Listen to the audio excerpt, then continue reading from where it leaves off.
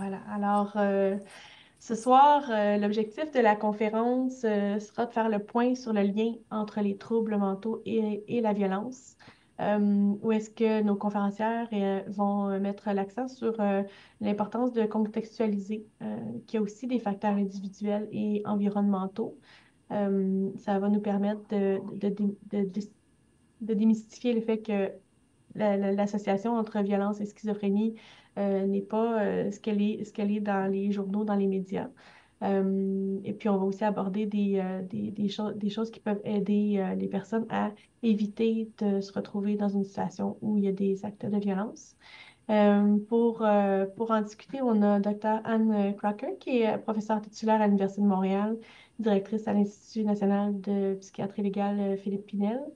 On a Dr. Kim Bédard-Charette, qui est directrice à l'Institut national de psychiatrie légale Philippe Pinel, au service professionnel et des affaires médico-légales et en santé mentale, dépendance et itinérance. Et puis, on a aussi Mme Carole Brabant, qui est membre de l'Ordre du Canada, chevalier dans l'Ordre des arts et des lettres de la République française et FCPA. Et puis, elle est proche d'une personne vivant avec la schizophrénie. Et puis, elle va pouvoir aborder avec nous le vécu des proches et des familles pour réfléchir sur les pistes d'intervention. Donc, sans plus tarder, mesdames, je mentionne aussi que l'organisation de la conférence de ce soir et sa mise en ligne est rendue possible grâce au soutien financier d'Abvi et d'Apotex. Donc, sur ce, mesdames, allez-y. Grand merci Tania et Denis, puis merci à tout le monde d'être là ce soir, de l'invitation que vous nous avez faite, même si on a dû reporter à un moment donné la conférence. Alors, on apprécie votre flexibilité, adaptabilité et compréhension. Je vais essayer de partager mon écran, puis Tania, vous me dites si ça fonctionne bien. Est-ce que c'est bon? Oui, merci. Parfait. Euh, je voulais d'abord, puis je laisserai peut-être mes deux collègues juste dire un petit mot si elles le veulent avant qu'on parte le bal.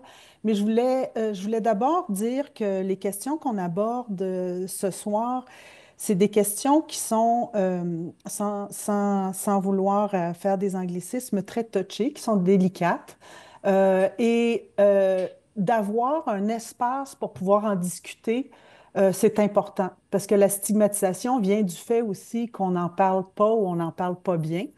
Et je pense que c'est important d'avoir cet espace-là qui est disponible. Puis je me trouve très, très privilégiée de pouvoir travailler depuis plusieurs années maintenant avec Kim Bédard-Charette, qui fait beaucoup d'expertise dans ce domaine pour la Cour, et Carole Brabant, avec qui je collabore et je travaille sur plusieurs projets, dont un actuellement, un projet famille que j'espère venir vous présenter peut-être l'an prochain avec l'équipe éventuellement. Alors, je voulais quand même souligner là, cette collaboration constante entre les connaissances expérientielles, les connaissances scientifiques, puis les connaissances cliniques dans lesquelles on essaie de s'insérer le plus possible.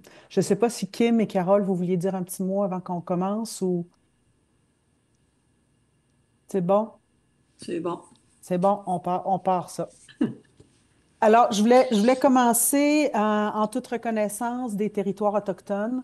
Là, on se parle d'endroits différents, mais disons qu'on se centralise autour de Montréal. On veut reconnaître respectueusement la relation que les Premières Nations, les Inuits, les Métis du Canada entretiennent avec la terre sur laquelle vivent tous les Canadiens, ainsi que les dommages historiques et actuels causés par le colonialisme. Je le mentionne parce que c'est peut-être quelque chose auquel je vais revenir à la fin. Nos systèmes de psychiatrie légale, nos systèmes judiciaires et nos systèmes correctionnels sont très sont très colonialistes et on va avoir des adaptations à faire au fil du temps pour réparer ces torts-là. On reconnaît qu'on vit, travaille et on joue sur les territoires non cédés par voie de traité. Et Montréal est un endroit qui sert depuis longtemps de lieu de rencontre et d'échange entre nombreuses Premières Nations. Alors, je pense que c'est tout à fait pertinent qu'on fasse ce type de rencontre ici aussi. À ma connaissance, on n'a pas de conflit d'intérêts et donc pas d'atténuation des billets particuliers à faire. Les thèmes qu'on va essayer d'aborder, c'est la violence en général, la violence et les troubles mentaux. On va passer sensiblement du temps sur la question de la non-responsabilité criminelle et de l'aptitude à subir son procès. La commission d'examen des troubles mentaux, la notion d'expertise, l'expérience des proches aimants et aidants, les pistes d'amélioration et j'aimerais ouvrir éventuellement, si on a le temps, sur la question de repenser la violence et la recontextualiser. Et j'invite aussi mes collègues à m'interrompre et à me corriger au fur et à mesure qu'on avance dans cette présentation.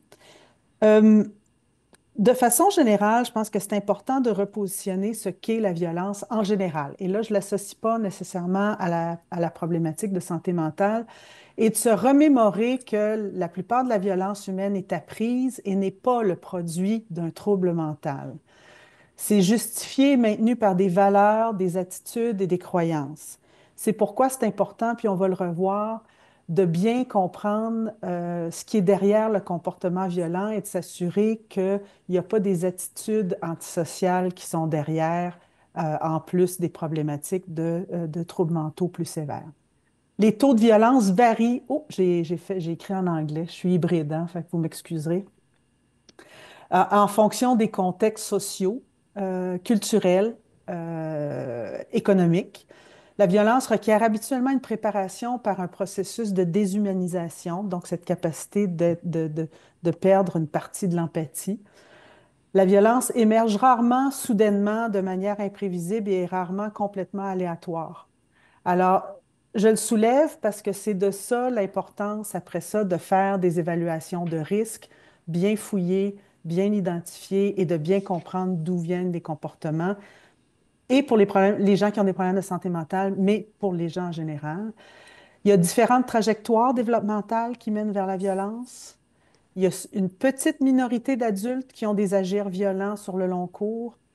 Et les troubles mentaux sont associés à la violence de manière complexe, avec des facteurs dits médiateurs.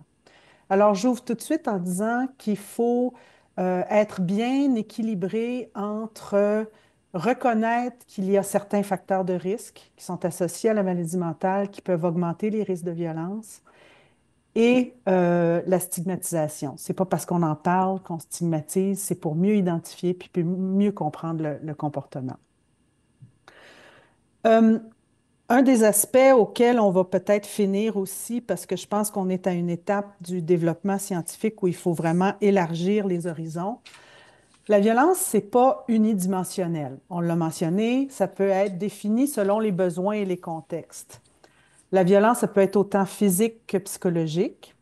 La violence peut être autodirigée, interpersonnelle ou structurelle. Ici, on va être plus autour de la question de la violence interpersonnelle et dirigée envers autrui. Mais j'aimerais quand même souligner l'importance qu'on considère de plus en plus la violence structurelle auprès des familles et auprès des personnes qui vivent avec un problème de santé mentale dans leur processus d'accès aux soins, de souhaiter d'accéder à des soins et de comprendre ce qui se passe avec leurs proches. La violence est identifiée à travers ses conséquences plutôt que son intention de façon générale. Et ce qu'on a vu dans les dernières années, puis ce qu'on voit sur une base régulière, je pense depuis des centaines d'années, les événements médiatiques sont beaucoup, beaucoup liés à la violence interpersonnelle. Alors, c'est ça qui ressort comme principal objet d'étude, qui sort comme principal questionnement au niveau du public. Mais je ne voudrais pas qu'on oublie la violence structurelle aussi qui peut être présente. Si on regarde les théories générales autour de la violence, puis ça, encore là, on n'est pas spécifiquement chez les gens qui ont des problèmes de santé mentale ou qui vivent avec une problématique de santé mentale, il y a 8 facteurs centraux associés au comportement violent. Une histoire de comportements antisociaux, donc dès le jeune âge. Donc, plus la personne a commencé à avoir des agirs violents tôt, et même dans les cas de maladie mentale avant le développement de la maladie mentale, plus les probabilités de comportements violents sont augmentées après. Les troubles de personnalité antisociale, donc tout ce qui est cognition, attitude, comportement général. Les fréquentations aussi, qui sont les pairs. Les relations familiales, conjugales, violentes, problématiques, absentes, négligentes. Les problèmes à l'école et au travail, l'isolement. L'absence de passe-temps et de loisirs significatifs et signifiants.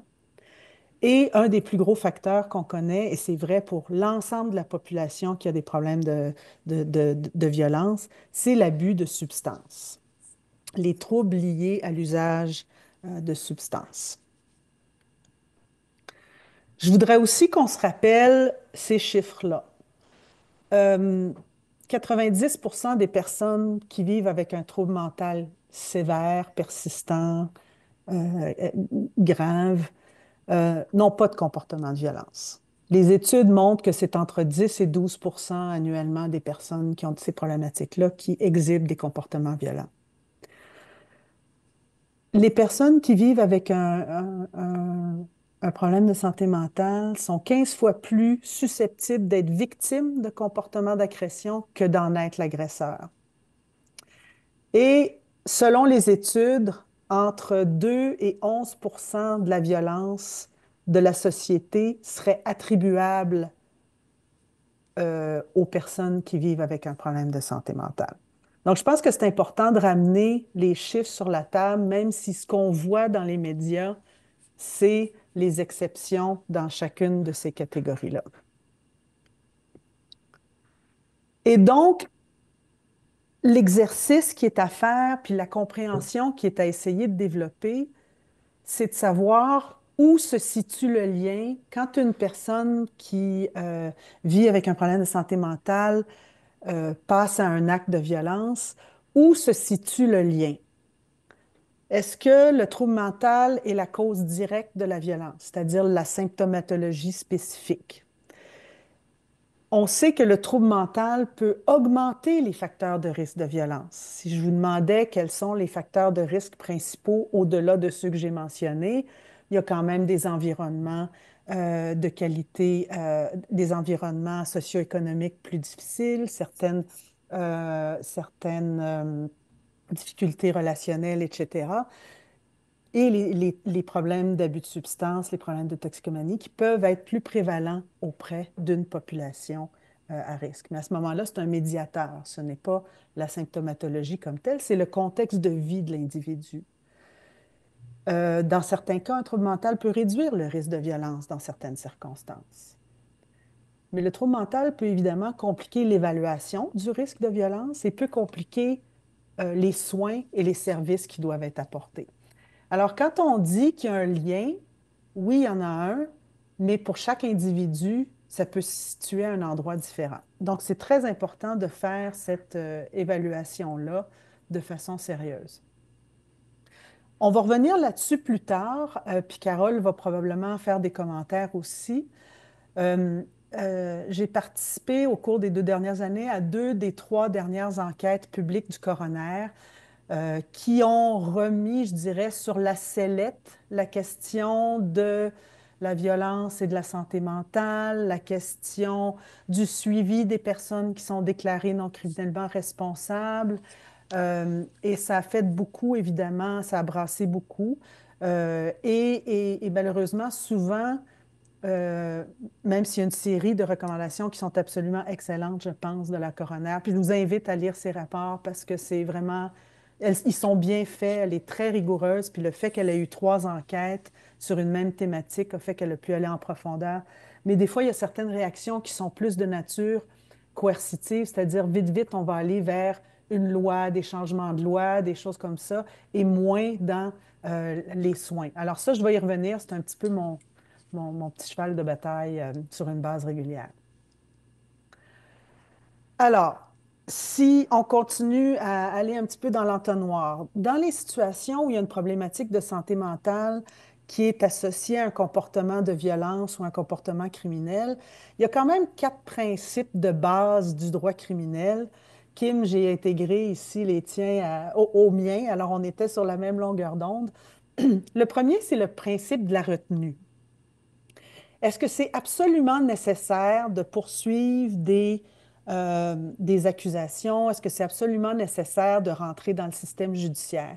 Est-ce qu'il y a des possibilités de déjudiciarisation ou d'alternatives à l'incarcération? Parce qu'on sait que les personnes qui vivent avec un problème de santé mentale sont plus susceptibles d'avoir des problématiques en milieu carcéral, d'avoir des traumas répétés.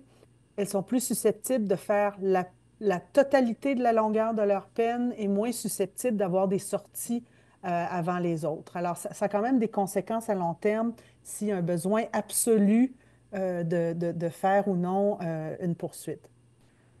Le deuxième principe, puis Kim va en parler tout à l'heure, c'est le principe d'être conscient et de participer à son procès. Participation pas seulement physique, mais participation cognitive et psychologique. Alors, c'est ce qu'on appelle l'aptitude à subir son procès. Le troisième principe, c'est le principe de la responsabilité de ses actes. Donc, jusqu'à quel point on peut être tenu responsable de ce qu'on a fait. Et ça, c'est la notion de responsabilité criminelle dont on va aussi parler en profondeur tout à l'heure. Et le quatrième principe, c'est le principe des dispositions justes et humaines. Donc, comment ensuite on s'assure que suite à un verdict, suite à une situation, on a des conditions, des sentences, des suivis qui sont appropriés pour la problématique, les besoins et l'environnement de l'individu. Ce sont tous des principes qui devraient aussi transcender l'organisation de nos soins quand on réfléchit auprès des personnes qui vivent avec un problème de santé mentale et qui ont des démêlés avec la justice. Alors, Kim, je te cède la parole pour la suite et tu me rappelles s'il faut que je change une diapo que je n'ai pas faite à temps. Oui, mais je ne suis pas inquiète. Tu vas certainement m'aider à suivre le fil et le flux. Alors, les étapes du processus judiciaire, on vous les a exposées ici. C'est peut-être, on ne va pas aller en détail nécessairement sur chacune des étapes, mais c'est peut-être important de voir un peu où on peut intervenir, nous, en santé mentale, là, pour soutenir les personnes à travers le processus judiciaire. Alors, elles sont d'abord arrêtées après avoir commis un délit. Il y a la mise en accusation. Ensuite, on les fait comparaître devant un juge, que ce soit physiquement en présence au palais de justice ou encore en visioconférence là, depuis la pandémie à partir d'un poste de police. Pardon. Il y a la première étape qui est l'enquête préliminaire. Donc, regarder est-ce qu'on a la preuve suffisante pour maintenir les accusations ou est-ce qu'on doit ajuster les accusations, par exemple, pour en réduire la gravité. Ensuite, il y a le procès. Il y a le prononcé du verdict de la part du juge ou du jury, dépendamment là, si le procès se tient devant un juge seul ou devant un jury. Et ensuite, il y a le prononcé de la sentence. Ici, on vous a mis les types d'évaluations qui peuvent être demandées à l'intérieur du processus judiciaire. Donc, après la mise en accusation, il peut y avoir une demande de la Cour d'évaluer l'aptitude à comparaître. On ira en détail tout à l'heure. Si la personne est inapte, on peut ordonner un traitement dont le seul objectif est de rendre apte. Une fois la personne apte, on peut évaluer la responsabilité criminelle avant la tenue du procès. Donc, ça aussi, on va y revenir un peu plus en détail, mais donc, pour être trouvé responsable et coupable, en fait, responsable d'un délit, il faut avoir eu la capacité de former une intention. Donc, c'est ça qu'on verra tout à l'heure. Il peut arriver pour certaines personnes qu'elles demeurent inaptes à plus long terme et à ce moment-là, elles seront référées à la commission d'examen des troubles mentaux, tout comme les personnes qui auront été trouvées non criminellement responsables, mais encore une fois, on y revient tout à l'heure. Alors, il y a habituellement une ordonnance qui est faite par un juge qu'on appelle une formule 48 qui est envoyée à un centre hospitalier ou à un professionnel de la santé pour tous ces types d'évaluations-là. Mais on va se concentrer aujourd'hui sur les deux premières, c'est-à-dire l'aptitude et la responsabilité criminelle. Les autres peuvent aussi être très pertinentes, mais on va quand même pas s'y consacrer aujourd'hui là, dans le temps qu'on a. Alors, la prochaine, Anne, qu'est-ce que c'est l'aptitude à subir son procès? Donc, c'est enchâssé dans l'article 2 du Code criminel canadien. Donc, être inapte, ça veut dire que la personne est incapable, en raison d'un trouble mental, d'assumer sa défense ou de donner des instructions à un avocat à cet effet. Et cette question-là, elle peut se soulever à toute étape des procédures avant que le verdict ne soit rendu, et plus particulièrement l'incapacité de comprendre la nature ou l'objet des poursuites. Ça veut dire savoir de quoi on est accusé et bien comprendre les accusations qui ont été retenues contre nous. Comprendre les conséquences éventuelles des poursuites. Donc, savoir, par exemple, qu'on pourrait être envoyé en prison si on est trouvé coupable, et dépendamment de la gravité du délit, qu'on pourrait être relâché avec des conditions, faire l'objet d'une probation, etc. Et ça veut dire qu'on doit être capable de communiquer avec son avocat. Maintenant, le seuil de communiquer avec son avocat est un seuil qui est assez bas. Donc, c'est une compréhension de base des procédures judiciaires et des accusations est suffisante. Et la capacité de communiquer à son avocat les faits pour qu'il puisse nous aider là, à organiser notre défense, même si la défense que l'accusé choisit n'est pas nécessairement dans son meilleur intérêt, puis que nous, si on était à sa place, on ne choisirait pas cette avenue-là. Ça reste sa liberté et son choix de décider la défense qu'il pourra mener. Donc, le seuil, comme je vous le dis, est assez bas pour l'aptitude à subir son procès.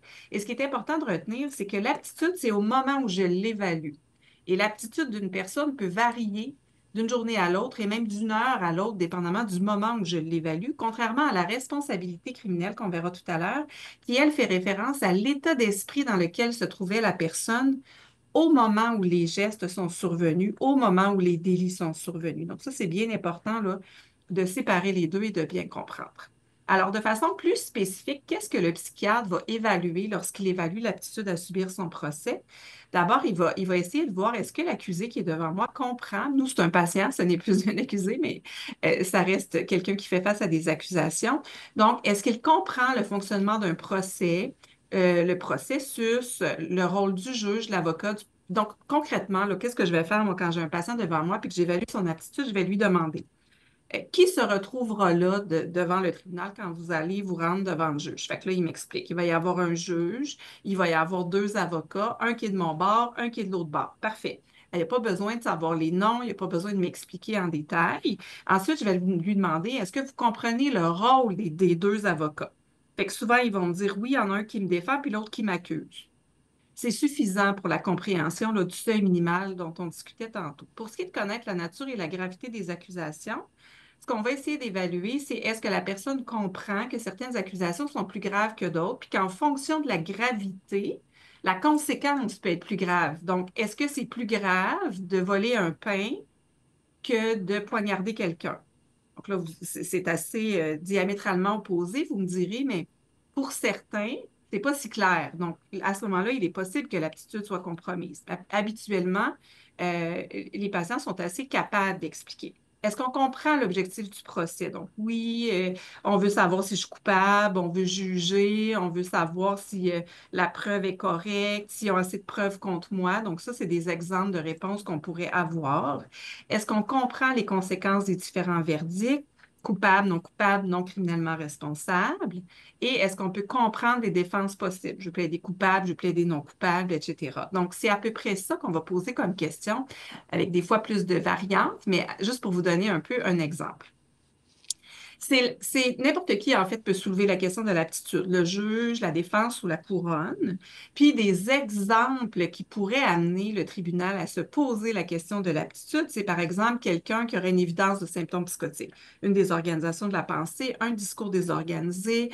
À un moment donné, il parle à son avocat, puis il arrête de parler, puis se met à répondre à ses voix, par exemple, parce qu'il est halluciné. À l'inverse, quelqu'un qui refuse de parler pour toutes sortes de raisons, peut-être par choix, mais aussi peut-être parce que ses voix lui demandent de se taire. Des gens qui sont très, très apathiques ou en retrait, on voit ça beaucoup chez des personnes qui vivent avec la schizophrénie et qui ont des symptômes négatifs à l'avant-plan, mais aussi chez des déprimés, par exemple, qui ont dans leurs symptômes dépressifs l'idée de vouloir se faire punir et qui ne voudront pas se défendre et se battre pour leur bien-être. Il y a aussi des gens qui vont avoir un comportement très perturbateur et désorganisé. Par exemple, des patients qui vont présenter un épisode maniaque avec ou sans caractéristiques psychotiques ou encore des troubles sévères de la personnalité qui veulent éviter des conséquences légales. Et il arrive aussi que des déficiences intellectuelles ou des personnes qui présentent une intelligence plus lente, on va nous les envoyer juste pour valider s'ils comprennent bien là, le processus judiciaire et s'ils rencontrent les critères de l'aptitude à comparer. À quel moment est-ce qu'on peut soulever la question? On vous l'a dit tout à l'heure, dans le fond, à n'importe quel moment du processus, et ça peut aller jusqu'au moment du prononcé de la sentence. Donc, la personne doit aussi être apte à entendre, à recevoir sa sentence. Comme je le disais tout à l'heure, c'est pas fixe dans le temps, hein. Au même titre que la santé mentale peut fluctuer, ben, l'aptitude à comparaître peut fluctuer. Habituellement, le juge nous donne 5 jours pour procéder à l'évaluation. Si jamais la personne n'est pas apte et qu'on a une ordonnance de traitement dans le but de rendre apte, on peut avoir 30 jours et jusqu'à 60 jours maximum. Ce qu'on doit indiquer dans notre rapport ou lors de notre témoignage pour pouvoir obtenir une ordonnance de traitement dans le but de rendre apte, merci Anne, la prochaine, c'est correct. On avait comme sauté, hein, je t'ai rendu plus tard, je ne sais plus où tu étais rendu, mais on était au traitement. Tu peux aller à celle sur l'inaptitude. Merci. Alors, le traitement doit, ça nous a donné mal au cœur, on s'excuse pour tout le monde, Anne est bien désolée. Alors, si la personne est inapte, le seul objectif, je vous l'expliquais, l'objectif, par exemple, qu'une personne souffre de schizophrénie, qu'elle a été trouvée inapte à comparaître, le but n'est pas de traiter la schizophrénie. Le but est uniquement de rendre la personne apte pour qu'elle soit, parce qu'on présume que tout le monde est innocent jusqu'à preuve du contraire, hein. Donc, on ne veut pas détenir indûment quelqu'un qui éventuellement serait trouvé non coupable. Donc, on doit rapidement la rendre apte à comparaître pour que justice suive son cours. Donc, ce qu'on doit prouver au tribunal, parce que c'est quand même une privation de liberté importante que de traiter quelqu'un contre son gré. Donc, à ce moment-là, ce dont on doit faire la preuve, c'est que le traitement doit vraisemblablement rendre la personne apte, que sans traitement, malheureusement, elle va rester inapte et que donc justice ne pourra jamais se faire et que le risque qui est associé au traitement est très petit si on le fait correspondre aux bénéfices qu'on attend du traitement. Donc, en gros, il y a plus de bénéfices attendus à traiter la personne que les enjeux ou les désavantages qui seraient associés à ne pas le traiter. Par exemple, les traitements doivent toujours être les moins restrictifs. Donc, on ne pourrait pas, par exemple, donner des traitements d'électroconvulsivothérapie, ce qu'on appelle les électrochocs, à quelqu'un dans le but de le rendre apte parce que c'est un traitement qui serait décrit comme démesuré. Peut-être qu'on peut reculer d'une diapo, Anne, histoire. Merci. Alors, la décision ne revient jamais à l'expert. L'expert ne fait qu'émettre une opinion. Ceci va être vrai aussi pour la responsabilité criminelle. Donc, par exemple, je vais terminer une évaluation en écrivant une opinion, en disant que d'un point de vue psychiatrique, les critères usuels de l'aptitude à comparaître sont rencontrés. Et à ce moment-là, c'est la cour, le juge ou le jury qui va déterminer si la personne est apte. Si elle est apte, elle va retourner au processus judiciaire. Donc, le reste des procédures qu'on a vues tantôt là, sur la ligne de temps va continuer comme si de rien n'était, puis comme si le procès ne s'était jamais arrêté. À l'inverse, s'il est inapte, on va le traiter. S'il reste inapte après le traitement, bien là, on va le référer à la CETM, mais plus tard, on vous parlera de la CETM. Donc, on retournerait à 2 diapos suivantes et on irait à la responsabilité criminelle. Alors, je vous le disais tantôt, les gens sont présumés aptes, mais sont aussi présumés innocents. Et on a la présomption que tout le monde est sain d'esprit. Donc, c'est vraiment avec ces éléments-là en tête qu'on va démarrer le processus d'évaluation de la responsabilité criminelle. Pour être reconnu coupable, il y a 2 critères qui sont importants. L'actus reus, donc il faut avoir fait un acte, il doit être volontaire, mais aussi la mens rea, qui est l'esprit de le faire ou l'esprit coupable. Et la culpabilité, elle, doit être prouvée hors de tout doute raisonnable. Par contre, l'opinion psychiatrique, elle est selon la balance des probabilités. C'est un peu compliqué, mais hors de tout doute raisonnable, c'est genre, je suis à 100% certain que la personne est coupable, qu'elle a commis le geste. Par contre, lorsqu'on émet une opinion psychiatrique, c'est si j'avais à me situer sur une échelle de 0 à 100%, il faut que je sois au moins sûr à 51%. Mon degré de certitude peut peut-être être à 80, mais le seuil pour trancher est à 51. Puis je fais une petite parenthèse pour vous dire que c'est possiblement pour ça qu'il y a autant de débats d'experts en psychiatrie. C'est qu'on évalue une situation avec les paramètres qui sont mis à notre disposition, puis un certain expert, avec son œil, pourrait arriver à 52%, puis l'autre à 48%. Donc, les positions ne sont pas si éloignées l'une de l'autre, sauf que quand on a une opinion selon la balance des probabilités, le degré de certitude est moins grand, puis ça fait qu'on peut tomber d'un côté ou de l'autre de la ligne, dépendant de quelles lunettes on a portées pour faire notre évaluation et quels sont les facteurs auxquels on a donné une importance plus grande par rapport à d'autres facteurs. Juste pour vous dire que c'est la partie qui va mettre de l'avant l'hypothèse de la non-responsabilité criminelle qui va avoir le fardeau de la preuve, comme je l'expliquais tout à l'heure, selon la prépondérance des probabilités. Donc, on fait certains constats. Donc, juste vous dire là, que malgré tout, bien qu'on fasse au Québec à peu près 3000 évaluations psychiatriques, que ce soit d'aptitude ou de responsabilité, ça reste que les évaluations sont sur un très petit pourcentage des causes là, pour lesquelles des gens sont mis en accusation.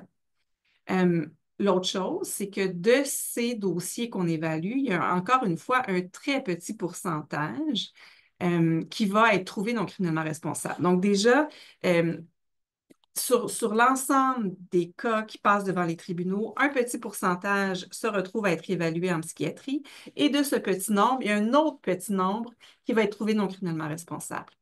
Malheureusement, ce sont les cas très médiatisés qui vont un peu jeter de la poudre aux yeux et faire en sorte qu'on va avoir peut-être une vision escamotée de ce qui se passe dans la vie parce que dans 99 des cas, plus de 90 en tout cas, mais ça approchait à Pinel 98 ou 99 il n'y a pas de contestation. Il y a un seul expert qui fait son rapport, le tribunal l'accepte et ça procède de cette façon-là. Juste vous dire que le concept de non-responsabilité criminelle n'est pas arrivé en l'an 2000 avec des procès très médiatisés, ni avec l'affaire Turcotte, ni avec l'affaire Magnota. Ça date de plusieurs centaines d'années et la loi a été modifiée au fil du temps justement pour je m'excuse, j'entends comme un petit bruit, ça me déconcentre. Donc, au fil du temps, on a comme modifié les lois. Puis là, je me rappelle plus, Anne, si on les a gardées ou je ne crois pas, hein. Je pense qu'on a épuré un peu d'éléments historiques, mais peut-être juste pour dire une phrase qui était décrite il y a des centaines d'années, puis je m'excuse là, pour l'utilisation du terme fou, mais ce que ça disait, c'est le fou est déjà suffisamment puni par sa folie. Donc, comment pourrait-on nous assurer de ne pas ostraciser davantage une personne qui aurait commis un geste délictuel alors qu'il était guidé par sa maladie, il n'était pas en mesure de former une intention coupable. Donc, c'est vraiment ça les bases de la non-responsabilité criminelle. On peut aller à la suivante, je pense. Anne?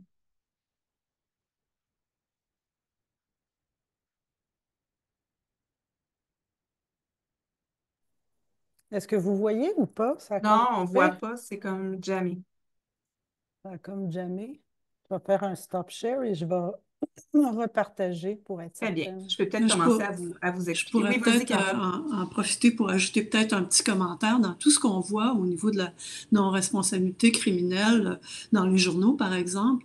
Il y a une chose qui, juste pour mettre le contexte, mon fils a été reconnu non criminellement responsable. Puis je pense que ce qu'on oublie dans tout ça, dans tous on oublie le trauma que c'est pour la famille, pour les proches, que de savoir qu'un de leurs proches a posé un geste violent dans un premier temps et puis qu'il est reconnu non criminellement responsable. On vit beaucoup de compassion pour la personne qui a été victime de violence, puis on vit aussi beaucoup de compassion pour notre proche qui est pris dans ce tourment-là, puis qui va avoir à vivre avec les conséquences de son geste pendant longtemps. Puis je pense qu'on oublie beaucoup cette portion-là quand on fait rapport dans les journaux. Là, il y a vraiment juste une vision tunnel, je dirais, de la part des journalistes, puis de la part des tribunes aussi, où on met l'accent sur la protection du public, puis on oublie que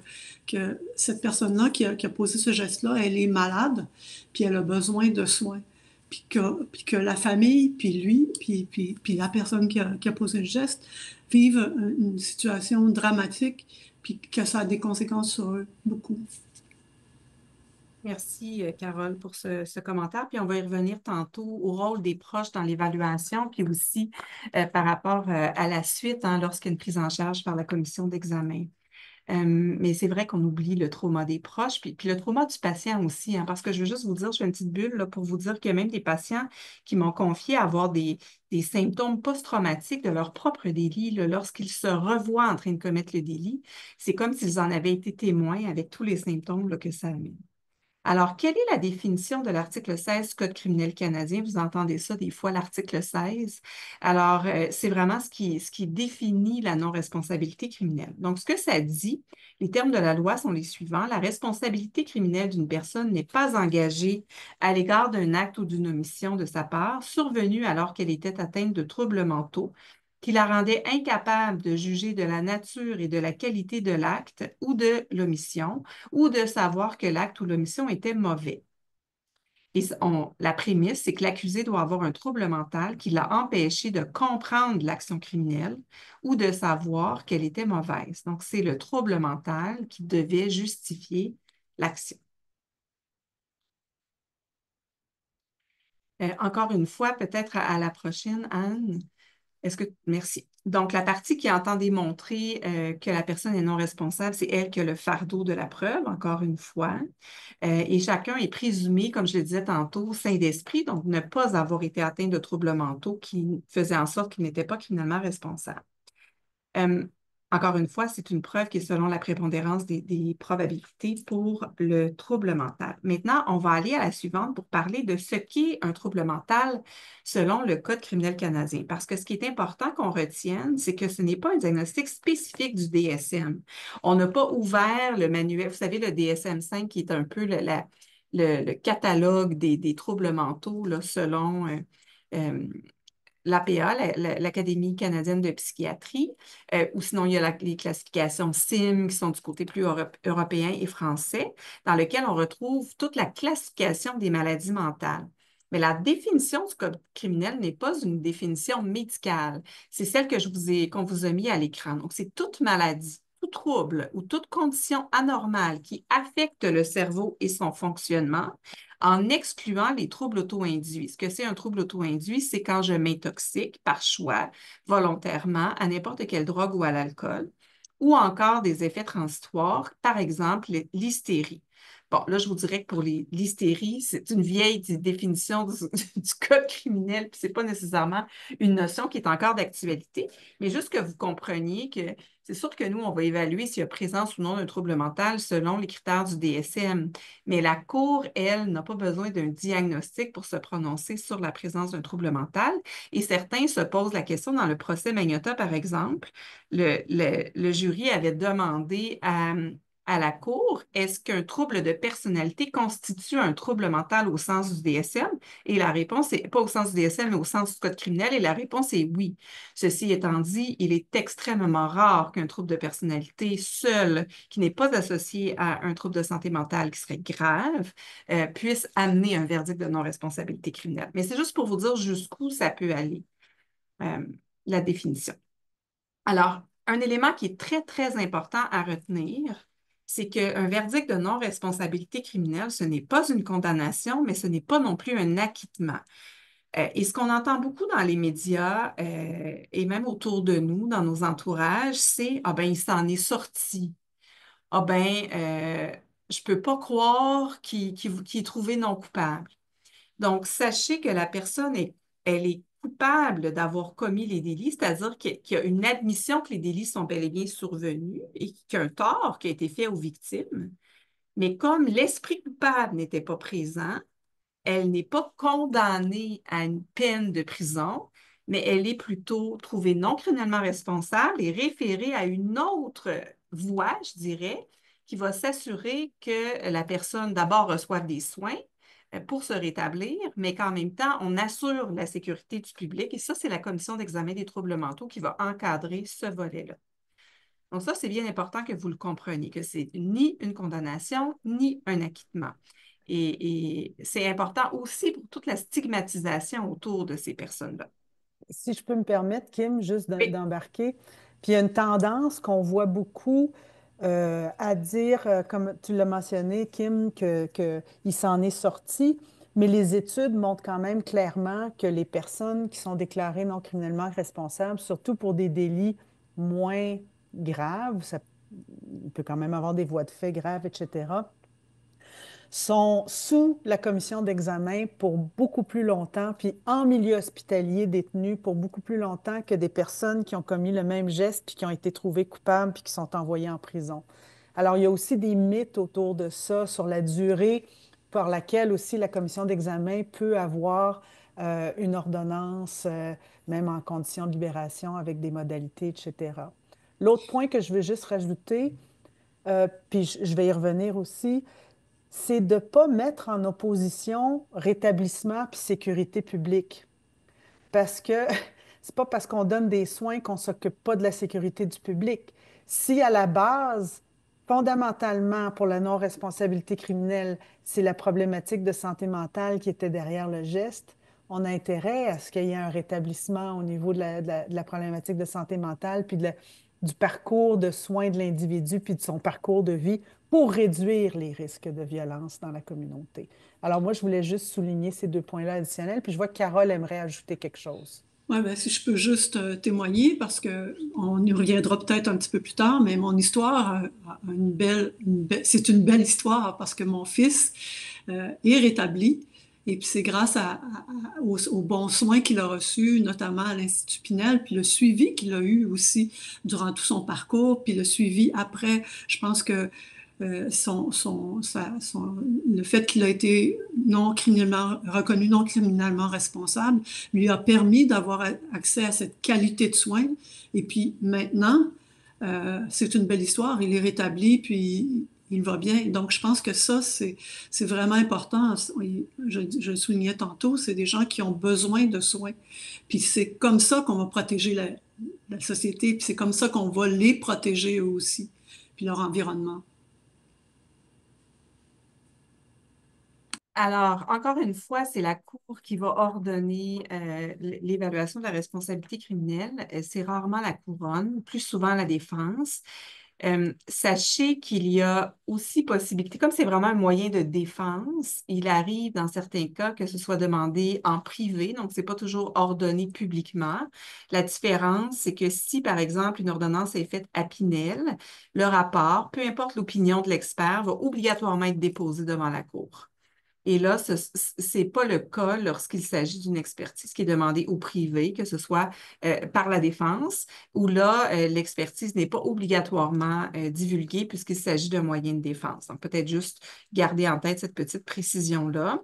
Bien que la loi dise que ça peut être fait par un médecin ou toute autre personne désignée par le procureur général et jugée qualifiée, je vous dirais qu'au Québec, en ce moment, ce sont principalement des psychiatres, là, des psychiatres légistes, mais des psychiatres aussi qui ont une formation de spécialité en psychiatrie sans être psychiatres légistes qui vont faire ce type d'évaluation-là.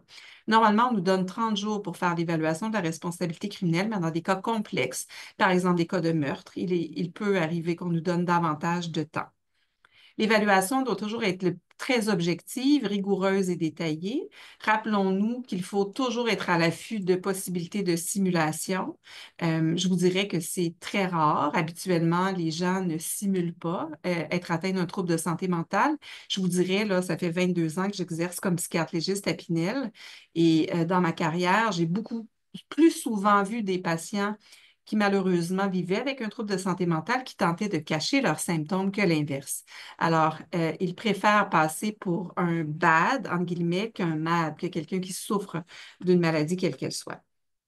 Donc, on va voir plus en détail tout à l'heure là, ce qu'on va évaluer de façon spécifique, mais on va vraiment, lorsqu'on évalue la responsabilité criminelle, se pencher sur le contexte dans lequel les événements sont survenus, quelles sont les conditions préexistantes, est-ce qu'il y a eu des symptômes similaires dans le passé, dans quel état d'esprit était la personne au moment du délit et quel est le lien entre les agirs qui ont été posés et la maladie dont la personne souffre. Donc, avant la rencontre avec la personne, ce qu'on va faire, c'est qu'on va s'assurer d'avoir en main tous les documents nécessaires, incluant l'ordonnance d'évaluation, pour bien comprendre tous les chefs d'accusation qui sont impliqués dans l'évaluation, mais également tout ce que les policiers vont nous avoir envoyé. Donc, il n'est pas rare qu'on ait des DVD entiers de preuves, des appels au 911, des photos de scènes de crime, maintenant avec les caméras de surveillance, là, des images captées par différentes caméras tout le long du parcours de la personne, des déclarations de victimes, des déclarations de témoins, les notes policières. Donc, il peut y avoir des centaines de pages là, à évaluer. Dans certains cas, c'est plus court, mais néanmoins. Donc, ça, c'est tous les éléments qu'on veut avoir avant. À la rencontre, première chose à faire habituellement après nous être présentés à la personne, c'est faire ce qu'on appelle la mise en garde. Normalement, lorsqu'un médecin et un patient discutent, l'information qui est échangée, elle est confidentielle.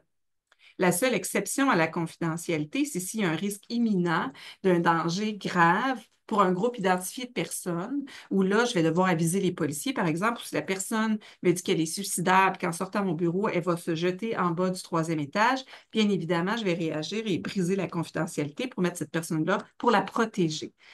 Mais ce sont les seules exceptions. Alors que dans ce cas-ci, lorsque j'évalue la responsabilité d'une personne, la responsabilité criminelle, tous les éléments d'information qu'il ou elle me transmettra peuvent se retrouver dans mon rapport d'expertise et être retournés à la cour où là, le juge, l'avocat de la défense et l'avocat de la couronne vont les recevoir. et ça pourra être divulgué et discuté au moment du procès. Donc, je dois obligatoirement expliquer cela à la personne qui est devant moi pour m'assurer que j'ai son consentement libre et éclairé. Cette mise en garde-là, elle va aussi être faite pour l'aptitude, mais l'aptitude, même sans la collaboration de la personne, je me dois de l'évaluer, j'ai le droit de le faire. Dans la responsabilité criminelle, vous comprendrez que c'est beaucoup plus compliqué de faire l'évaluation sans la collaboration de la personne, parce que si j'ai besoin de savoir dans quel état d'esprit elle se trouvait il y a 5 ans lorsque les gestes ont été causés, parce qu'il arrive là, que ce soit des délits antérieurs, j'ai vraiment besoin de la collaboration de la personne. Euh, je veux m'assurer que, en fait, l'objectif de la rencontre, c'est vraiment de pouvoir faire un diagnostic puis émettre une opinion médico-légale. Donc, je vais regarder tous ces antécédents médicaux, chirurgicaux, mais surtout psychiatriques, aussi des antécédents judiciaires, pour avoir une idée, comme le disait Anne, hein, c'est très rare qu'un geste violent va arriver comme ça, out of the blue. Il y a souvent une histoire antérieure de gestes violents. Je veux savoir aussi, Anne vous expliquait tantôt que la consommation de substances est un facteur qui vient mitiger la violence aussi, souvent l'augmenter. Donc, je veux aussi connaître les habitudes de consommation de la personne. Je veux savoir comment la personne allait dans la période entourant les délits, juste avant, pendant, juste après. Et je veux être capable de faire un peu l'examen mental, donc prendre une photo, entre guillemets, de la psyché de la personne, de comprendre comment elle raisonne. Est-ce qu'elle est située dans le temps, dans l'espace? Est-ce qu'elle a l'air hallucinée? Est-ce qu'elle est cohérente? Est-ce qu'elle est délirante? Donc, ce sont tous des éléments que je vais essayer d'évaluer pendant la rencontre. Euh, Quand on va regarder de façon beaucoup plus systématique la situation qui entoure le délit, on veut vraiment déterminer s'il y avait ou non des symptômes d'un trouble mental et quelles étaient les motivations de la personne. Et c'est important de comprendre que ce n'est pas parce qu'on souffre d'un trouble mental qu'obligatoirement on est trouvé non criminellement responsable.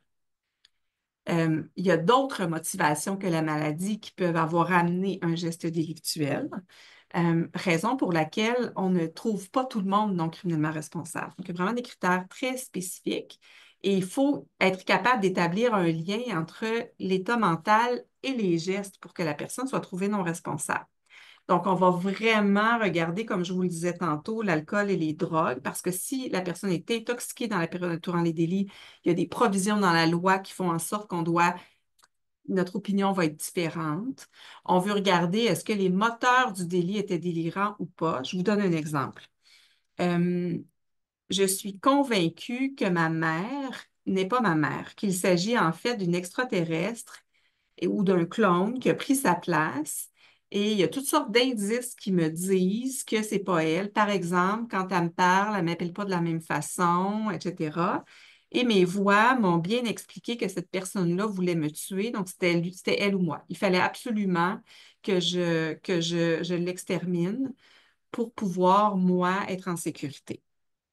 Ça, ce sont vraiment des motivations délirantes qui sont liées directement au délit. Il est rare qu'on ait quelqu'un qui nous arrive avec une histoire aussi claire et aussi limpide, mais c'est juste pour vous donner une idée de ce que pourrait être un lien entre le délire et le délit.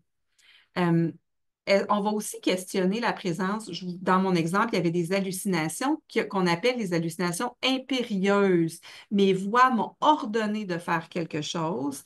C'était tellement souffrant que je n'ai pas pu faire autrement que de les écouter. Et d'ailleurs, je suis convaincue d'avoir fait ce qu'il fallait parce qu'à partir du moment où j'ai fait mon geste, les voix m'ont laissé tranquille. Soulagement après le geste. Donc, autant d'éléments qui vont nous aider à comprendre les moteurs du délit et à pouvoir émettre une opinion la plus détaillée possible. On va aussi s'intéresser à ce qui s'est passé après. Si après, la personne a appelé le 911 pour dire je viens de tuer un clone de ma mère, venez-vous-en, venez me chercher, venez me protéger, c'est une chose. Si à l'inverse, euh, j'ai volé de l'argent à ma mère pour aller consommer des drogues, puis qu'après, quand ma mère a cherché son argent, je lui ai dit que c'était ma sœur qui l'avait volé, on est plus dans des traits antisociaux ici, là, avec camouflage, avec pas vouloir se faire prendre. Donc, c'est juste pour vous donner une idée du détail jusqu'où on va aller lorsqu'on fait une évaluation pour nous assurer qu'on a bien étayé notre opinion. On veut aussi valider, est-ce que vous compreniez que les gestes étaient moralement ou légalement mauvais au moment du délit? En passant, la plupart des gens savent que c'est illégal de tuer quelqu'un, frapper quelqu'un, voler, etc. Et c'est dans la motivation plus morale ou plus est-ce que pour moi, c'était acceptable? J'ai déjà un patient qui m'a expliqué, normalement, là, c'est complètement illégal de faire ce que j'ai fait. Mais dans mon cas, c'est l'exception qui confirme la règle. Moi, je n'avais pas d'autre option parce que mes voix m'avaient obligée à le faire. Mes voix m'avaient donné des instructions très, très détaillées. Puis, comme je vous disais tantôt, une fois que j'ai eu commis mon geste, les voix m'ont laissé tranquille. Donc, pour lui, c'était moralement acceptable, bien qu'il sache que c'était légalement inacceptable. Alors, on veut aussi, des fois, on demande à la personne, qu'est-ce qui se serait passé si tu n'étais pas passé à l'acte? Puis là, des fois, les gens vont nous dire, ben là, c'est sûr que moi, je serais mort, là, parce qu'il fallait que je me protège. Donc, ça, c'est des éléments qu'il faut vraiment mettre en relief. Certains vont même avoir essayé de ne pas commettre le geste. Ou, à l'inverse, je vais leur demander si, par exemple, il y avait eu un policier dans la pièce au moment où les choses se sont passées, est-ce que tu aurais quand même fait ce que tu as fait? Donc là, ça nous aide à voir un peu la réflexion derrière et ce qui sous-tend les actions. On peut aller à la suivante. Alors, euh, je vous disais tantôt ce que c'est que la définition du trouble mental. Je vous rappelle que ce n'est pas une définition DSM, donc on n'est pas obligé d'avoir un diagnostic spécifique. Il suffit que notre état mental ait été altéré. Il ne faut pas que ce soit un état qui est provoqué par l'alcool ou les stupéfiants. Il faut savoir juger de la nature et de la qualité de l'acte. Ça, ça, c'est vraiment les conséquences physiques de l'acte. Je sais que si je tire à bout portant sur quelqu'un, ça se peut qu'il meure. Je sais que si je vole, ben, il y a quelqu'un qui est privé d'un bien. Je sais que si je commets un méfait, ben, je brime la propriété privée de quelqu'un. Donc, ça, c'est très, très basique. Habituellement, les gens sont capables. C'est vraiment la nature et ses conséquences physiques de l'acte. Par contre, comme je vous l'expliquais il y a quelques instants, l'acte mauvais, c'est pas seulement légal, c'est vraiment le caractère plus moral qui est important. Et là, c'est de dire, dans le fond, si ce que la personne a pensé était vrai, bien, ça avait bien du bon sens, ça rationnel, puis il y avait bien du bon sens d'agir comme ça. Donc, c'est vraiment ça, c'est l'incapacité d'appliquer sa connaissance rationnelle à l'aspect mauvais de l'acte, parce que lui, il est convaincu que c'était la seule issue possible au moment où les événements survenaient. Alors, les pathologies qui sont les plus fréquemment retrouvées dans les verdicts de non-responsabilité criminelle sont ceux qu'on vous a mis à l'écran. Donc, les troubles neurocognitifs ou organiques, ça, c'est des démences. Souvent, les gens là, qui en perdent des bouts, c'est souvent associé à certains éléments. Tu sais, vous savez, une personne, malheureusement, qui est atteinte d'Alzheimer et qui perd ses choses, peut devenir parano puis penser qu'on lui a volé ses clés alors qu'elle se souvient juste plus d'où elle les a mises. Donc, ça, c'est un des éléments. Les dépressions majeures avec des caractéristiques psychotiques, c'est quelque chose qu'on retrouve souvent. Les troubles bipolaires, surtout en épisode maniaque, mais quand même, les plus fréquents, c'est vraiment la schizophrénie. Mais sachez, par contre, que c'est rare qu'on ait une pathologie classique, claire, qui n'est pas associée à des comorbidités. Donc, je vous dirais là, que dans à peu près 90 des cas en ce moment, on a des comorbidités. Alors, Anne, je te laisserai peut-être parler de celle-ci. Ben, c'est ça.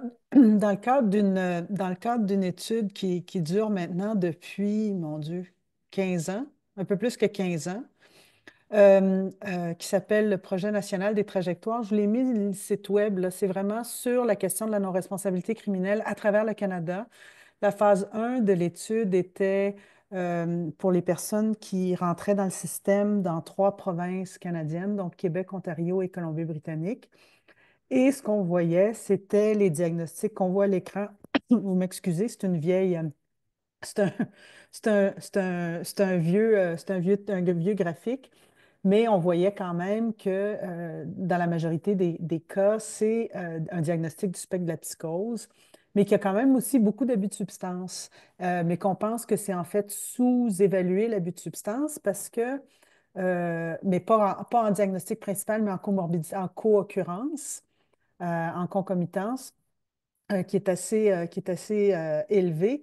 Et dans la phase 2 du projet, où on regarde maintenant à travers 6 provinces les personnes qui quittent l'hôpital, mais qui ont eu un verdict de non-responsabilité criminelle, on voit encore là que les troubles psychotiques prennent environ 80 et que l'abus de substance est à environ 53 Fait que c'est une grosse, un gros facteur qui est associé auprès de cette clientèle-là. Fait que juste pour peut-être faire le point de ce que Kim disait là, avec les chiffres pan-canadiens là, qu'on a ici à l'écran. Je te relance Oui. la balle. Parfait. Alors, je vous disais tout à l'heure que pour ce qui est de l'alcool et des drogues et de la responsabilité criminelle, il y avait une petite provision à part. Il y a une jurisprudence, il me semble que c'est 2013, de Bouchard-Lebrun. Et depuis cette jurisprudence, il est indiqué que les psychoses induites ne font plus partie des troubles mentaux qui mènent à un verdict de non-responsabilité criminelle, exception faite pour l'intoxication extrême, mais c'est très complexe, donc je ne pense pas qu'on va nécessairement aborder le sujet. Mais juste pour vous rappeler que lorsque l'élément qui est le moteur du délit est la consommation, l'intoxication, à ce moment-là, on ne peut pas invoquer un article 16. Par contre, si l'intoxication, elle est parallèle, puis que c'est quelqu'un qui souffre au long cours d'un trouble de santé mentale et que ce délire-là, indépendant de la consommation, aurait amené au même geste, on peut quand même émettre une opinion positive. Par contre, un délirium, c'est-à-dire quelqu'un qui fait un délirium pour un sevrage trop abrupt à l'alcool, lui pourrait faire l'objet d'un verdict de non-responsabilité. Rappelons-nous, on vous l'a déjà dit, mais la répétition fait la conviction. La consommation est vraiment un agent facilitateur de la violence. Près de la moitié, d'ailleurs, des auteurs d'homicides et des victimes étaient sous l'influence de l'alcool au moment où le crime a été perpétré, ce qui n'est pas rien.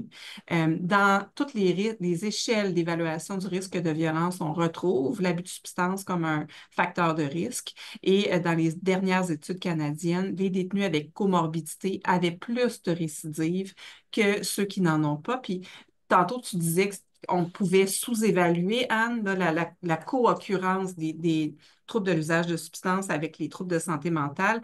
Je dirais que dans la population clinique à Pinel, c'est quand même une population qui est pas nécessairement représentative de la population générale, mais je dirais sans trop d'hésitation que c'est plus de 80 là, de notre patientèle.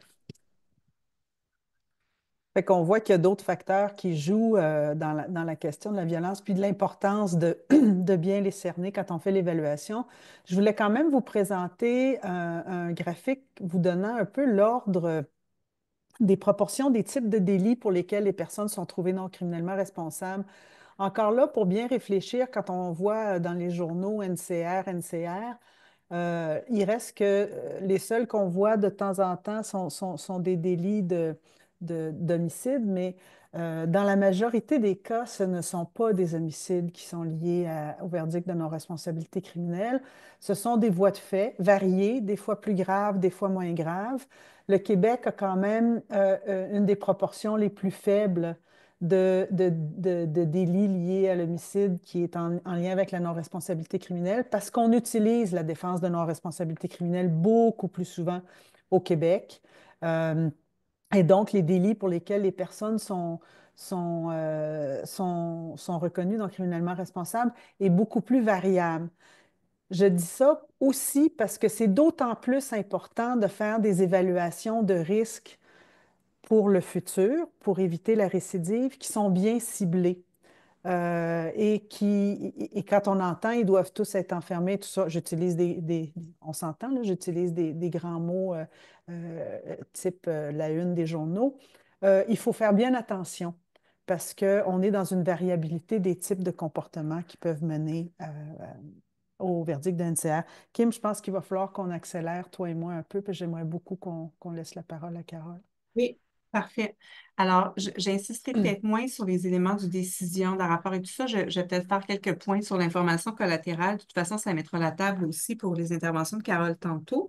Alors, sachez que beaucoup de personnes se cachent derrière la notion de confidentialité pour éviter de parler aux proches.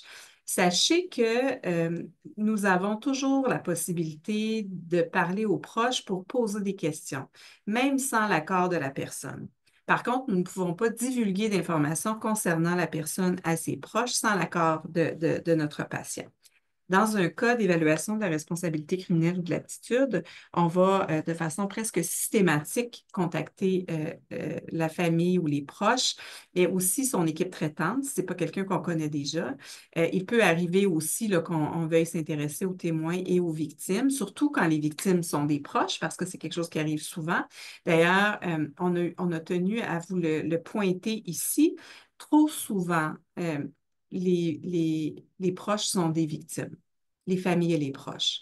Et souvent, parce qu'ils ne veulent pas nuire en mettant leurs proches dans un processus judiciaire, ils vont être extrêmement tolérants et attendre avant de porter plainte. Euh, et malheureusement, des fois, le patient va commettre l'irréparable. Euh, Comme je le disais tantôt, selon des sacro-saints principes de confidentialité, ils vont souvent être mis à l'écart par les équipes soignantes. Puis là, je veux le dire, puis prenez-moi pas au premier niveau, mais c'est sûr que c'est plus d'ouvrage, là. C'est sûr que c'est plus compliqué parce qu'il faut prendre un autre rendez-vous, puis il faut prendre le temps d'expliquer, puis il faut prendre le temps de rassurer, puis il faut prendre le temps de communiquer, puis il faut prendre le temps, etc., etc. Mais je trouve que c'est tellement précieux de prendre ce temps-là parce que c'est aussi tout le réseau de soutien du patient qu'on est en train de bâtir pour le après. Euh, et moi, ça me brise le cœur, puis c'est arrivé à plusieurs reprises dans ma carrière, d'entendre une mère, un père, un frère, une sœur me dire, Docteur, mon frère, ma sœur a 35-40 ans, c'est la première fois que je réussis à parler à un médecin. Qui a été là dans son parcours de soins. Puis pourtant, c'est contre-intuitif parce que moi, je suis là à la demande de la cour pour évaluer la personne. Mais en même temps, ce patient-là sera sous mes soins peut-être pendant 30 jours et après, il redeviendra un citoyen qui aura besoin d'être suivi, qui aura besoin d'encadrement, qui aura besoin du soutien de ses proches. Et sachez que lorsque les proches et les familles qui ont des valeurs prosociales et qui encouragent les patients sont autour de la personne, c'est un facteur de protection extraordinaire. Donc, je pense que c'est d'autant plus précieux de les impliquer tout proche du processus, que ce soit le processus d'évaluation ou la trajectoire de soins. Pour moi, c'est vraiment un incontournable d'impliquer la famille et les proches. Je ne sais pas, Carole, si vous vouliez ajouter quelque chose là-dessus. Micro.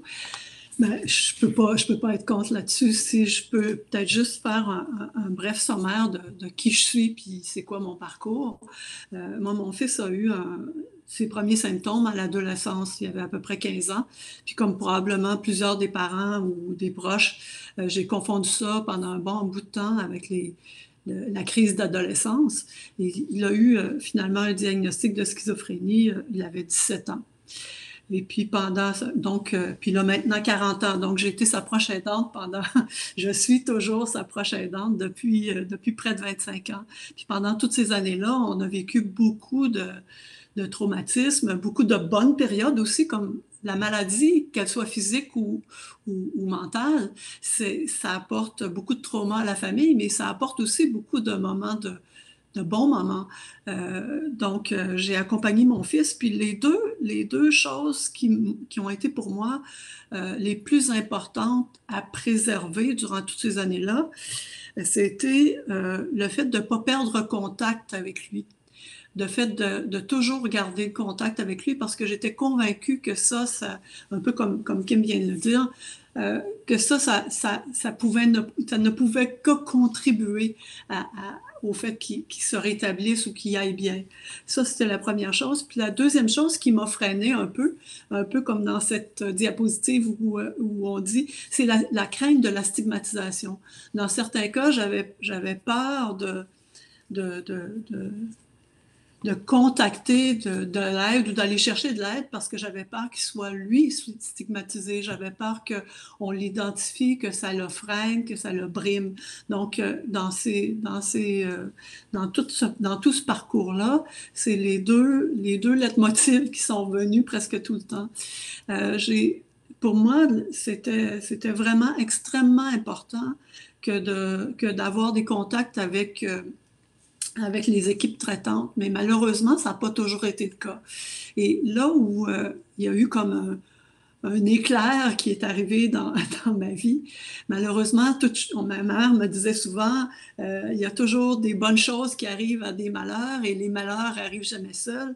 À un moment donné, mon mari a eu un diagnostic de cancer et j'ai été aussi sa proche aidante.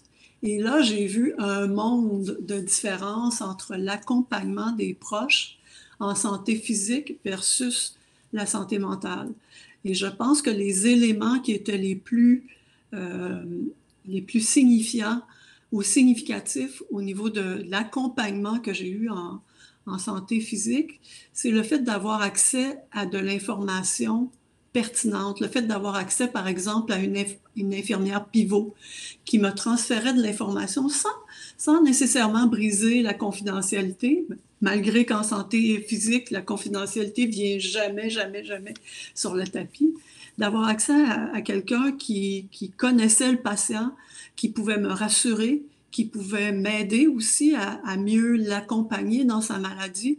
Ça a été un élément qui a été extrêmement important et que je n'ai pas retrouvé en santé mentale. À part quand mon fils est allé à Pinel, où là, j'ai senti que euh, l'équipe prenait plus en considération euh, l'apport de la famille.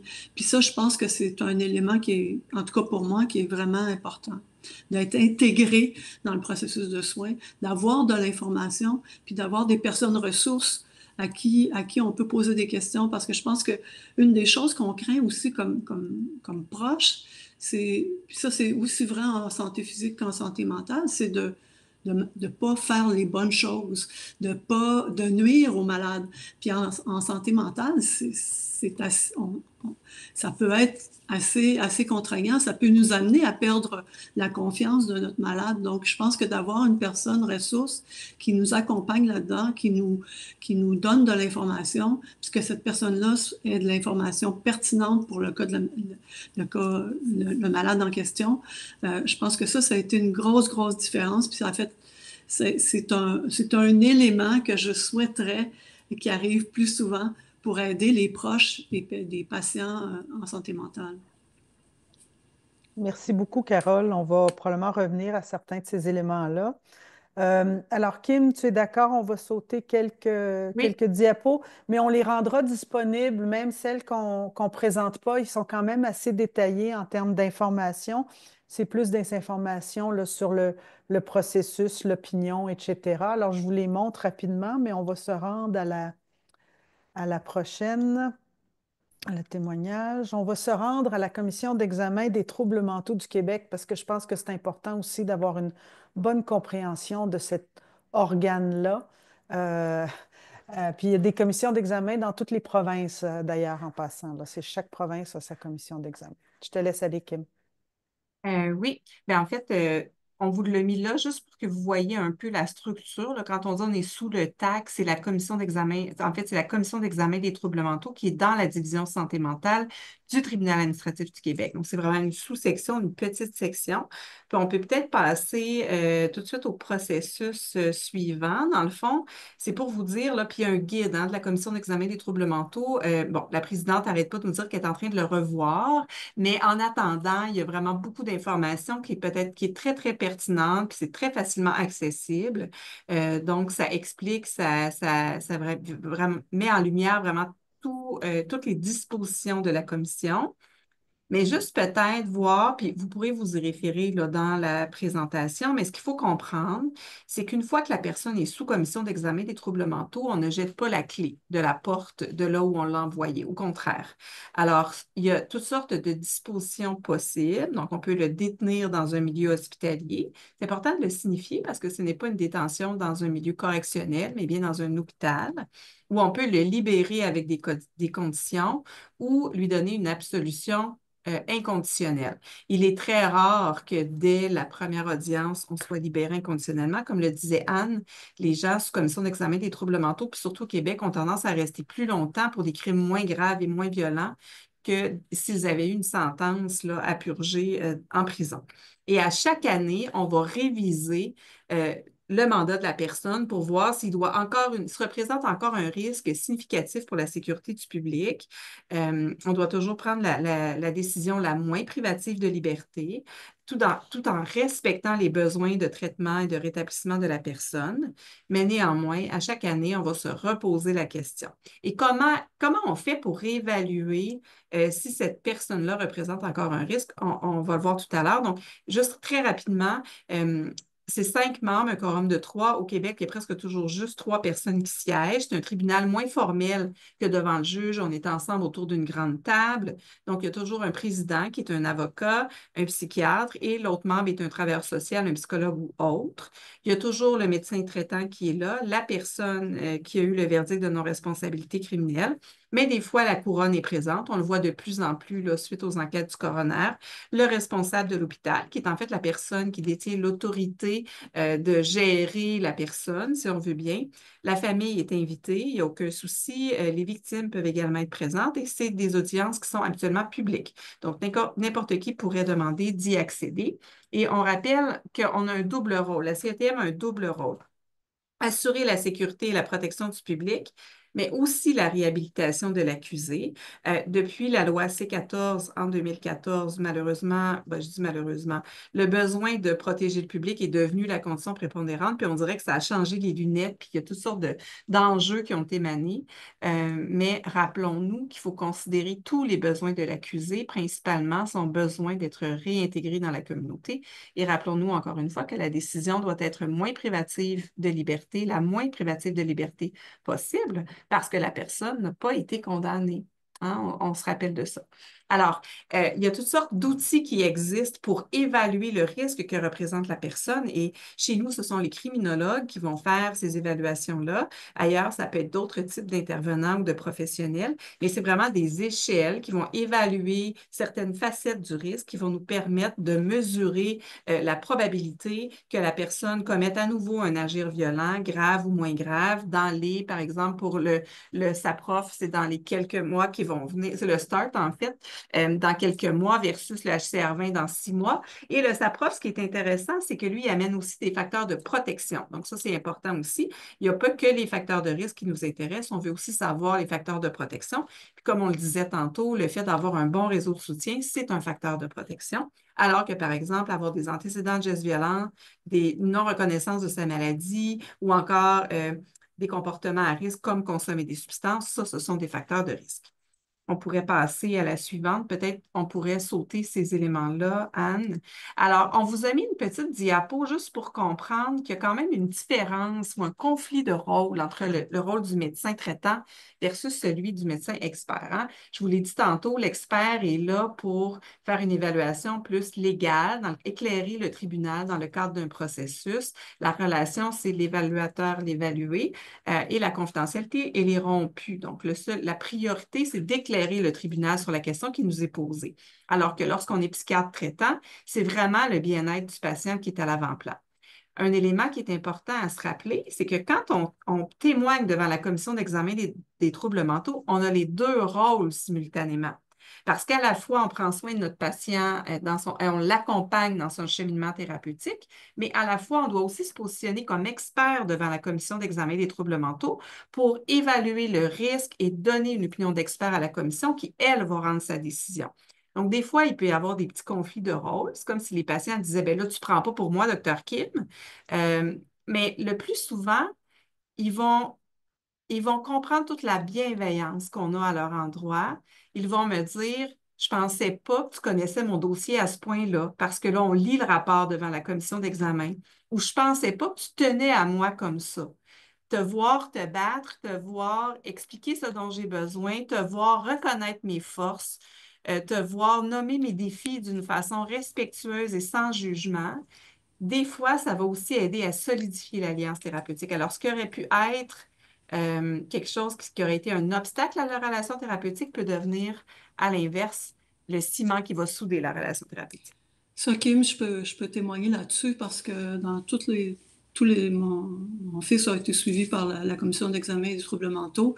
Et puis, dans toutes les audiences qu'on a eues, effectivement, on sentait la bienveillance de vouloir, on mettait l'accent vraiment sur le rétablissement, puis de faire en sorte que, oui, il y a un avenir puis il y a un avenir possible, puis c'est dans tes mains, là, tu sais.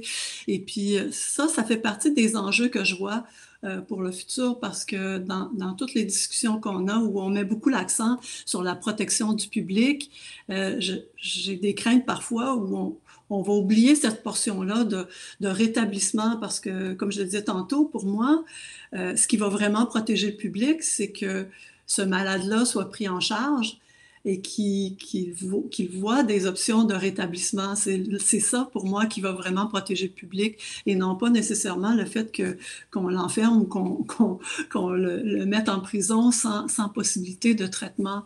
Donc, oui, j'ai vu ça, cette bienveillance-là, puis cette préoccupation du patient, à la fois de la part de la commission et des médecins qui étaient là pour témoigner. Merci, Carole. Euh, donc, juste une petite diapo sur Pinel pour ceux qui ne connaîtraient pas notre établissement. Donc, c'est un hôpital sécuritaire qui est surspécialisé en psychiatrie légale. Vous avez une vue à vol d'oiseau là, un peu plus bas. 268 lits répartis sur 15 unités, donc 14 sont en fonction en ce moment. Environ 600, ça peut varier jusqu'à 800 admissions par année, la moitié ou un peu plus en expertise, le reste pour des patients qui nous sont admis soit de nos services externes ou de d'autres hôpitaux. Plus de 2000 expertises produites annuellement par notre établissement, le seul programme francophone de surspécialité en psychiatrie légale, une centaine de stagiaires dans de multiples disciplines, un centre de recherche, un centre de formation qui est Forensia et également des services externes qui comportent 8 programmes incluant un suivi intensif dans le milieu forensique. Se comprendre, c'est vraiment une intégration de la trajectoire de soins. Je ne vais pas nécessairement aller dans le détail, mais les patients doivent cheminer à travers cet épisode de soins. Puis il n'est pas rare qu'il y ait des allers-retours dans la trajectoire en fonction de l'état clinique du patient. Et on s'inspire des piliers d'Undrum qu'on peut peut-être voir un petit peu ici, qu'on vous a nommés. Donc, c'est vraiment les piliers qui vont soutenir l'approche thérapeutique auprès des patients. On traite le patient dans sa globalité et ne traiter que la santé mentale ou que la santé physique, ça nous mène à un échec presque obligatoirement. Il faut vraiment traiter la globalité de l'individu pour être en mesure de vraiment bien le soutenir dans son rétablissement. Et il manque un pilier sur notre diagramme qui est celui de vraiment toute la vie spirituelle et culturelle pour vraiment bien tenir compte des besoins très spécifiques de certaines populations. Les Autochtones, par exemple. Je te laisse Entre aller, autres, Anne. oui, sur la Ouais. sécurisation culturelle. On voulait profiter aussi du fait qu'on mentionnait les outils d'évaluation de risque et qu'on a parlé de Forensia, juste pour vous mentionner que vous êtes les bienvenus à vous abonner à l'infolette. Puis je pense qu'on a une belle collaboration là, qui est entamée entre la SQS puis Forensia. Puis n'hésitez pas à aller voir s'il y a des formations qui pourraient vous être utiles, des séminaires, il y a des capsules. euh, comme la SQS le fait à d'autres niveaux, on va vouloir monter des communautés de pratique, mais on a aussi des outils, des guides, etc. Fait que gênez-vous pas pour aller. euh, L'infolette est maintenant disponible auprès de 5700 à 6000 personnes maintenant. Fait que c'est une bonne voie de développement. Puis le but de Forensia, c'est de fédérer les forces vives dans le domaine qui est à l'interface de la santé mentale, la justice et de la sécurité publique pour le bien de tout le monde. Je voulais quand même profiter de l'occasion aussi, quand on parlait de la commission d'examen des troubles mentaux tout à l'heure, quand Kim en parlait, au Québec, on utilise plus la défense de non-responsabilité criminelle pour l'accès aux soins.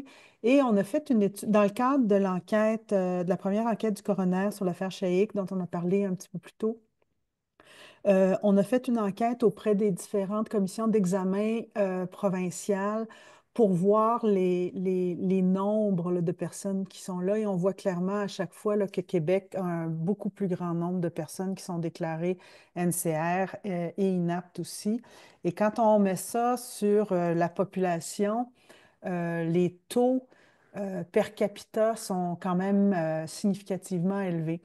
Et ça, c'est important à mentionner parce que ça a un effet, puis peut-être un jour, on aura une présentation sur la fameuse hiérarchisation des soins en psychiatrie légale, parce que c'est un énorme chantier actuel au Québec pour s'assurer que les personnes qui sont déclarées non criminellement responsables sont envoyées au bon niveau de sécurité et à l'endroit qui va le mieux répondre à leurs besoins pour éviter qu'il y ait ces tendances à garder les gens dans des niveaux de sécurité trop élevés pour trop longtemps, puis d'avoir ces différents niveaux de sécurité-là en lien avec les évaluations de risque qui se font. Alors, Kim est actuellement en fait la grande Manitou de ce grand chantier québécois qui est en cours en ce moment, puis qui avance à très, très bon train. Euh, la question qui est souvent soulevée, c'est les taux de récidive quand les personnes retournent dans la collectivité.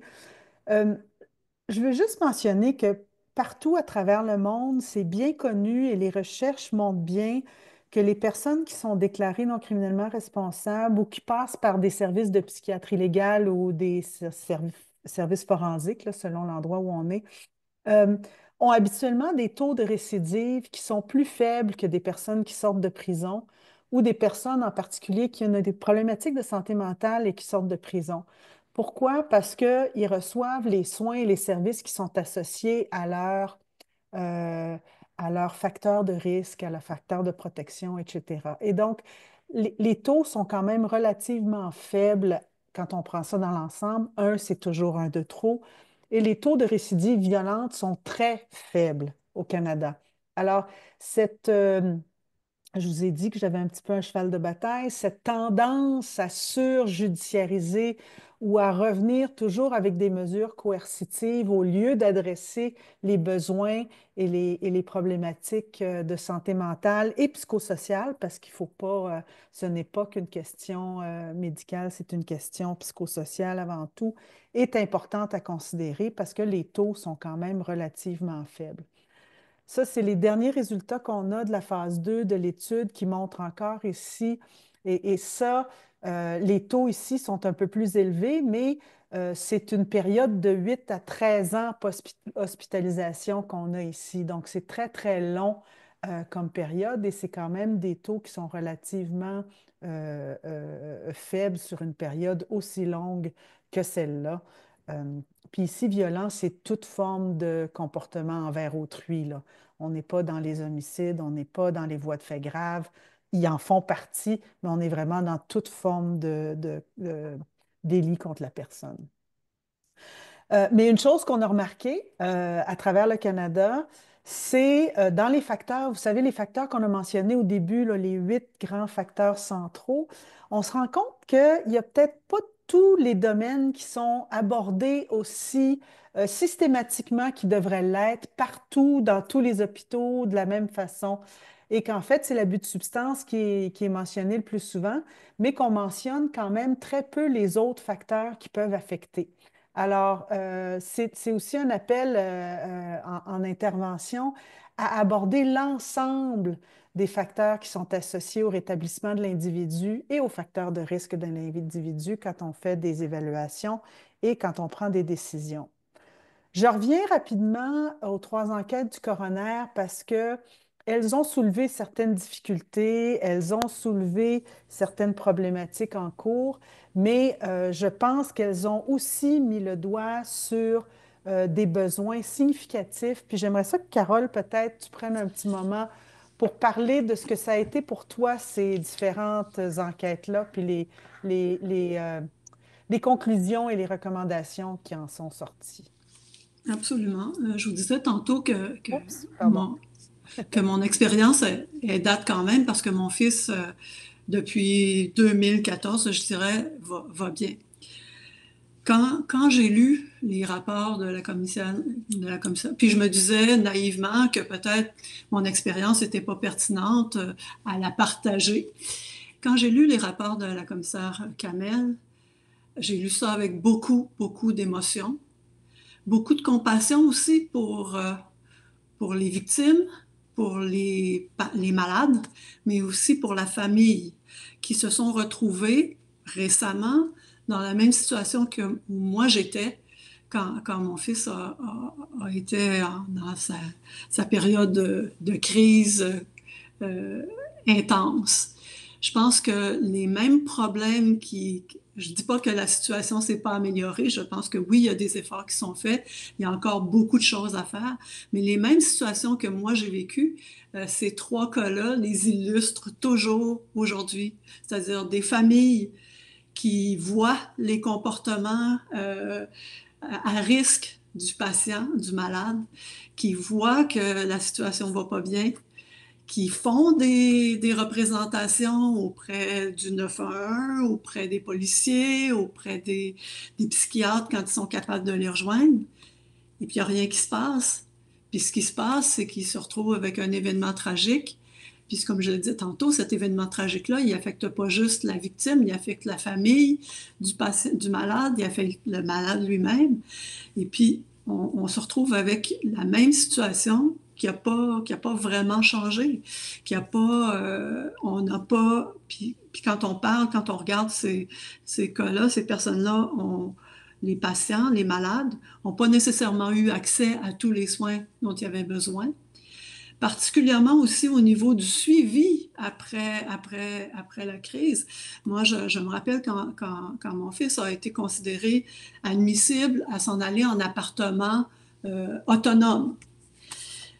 Il se retrouvait avec 750 $ par mois pour se trouver un logement, pour subvenir à ses besoins. Il n'y avait pas de secondaire 5, il n'y avait aucune expérience de travail, puis il avait 30 ans. Comment tu veux te prendre en main dans ces conditions-là? Il faut que le suivi, il faut que les conditions, la commissaire Kamel le mentionnait, on a besoin énormément d'hébergement, de sources d'hébergement. On a besoin d'un meilleur suivi après un épisode psychotique quand le patient est considéré comme capable de retourner en société. Il y a besoin d'avoir des suivis beaucoup plus constants, beaucoup plus présents. Puis j'ajoute que je pense qu'on doit intégrer la famille de façon plus adéquate. Je reviens encore à mon expérience de proche aidante en santé physique. Quand mon mari a été autorisé à quitter l'hôpital, ben, le CLSC est venu chez nous.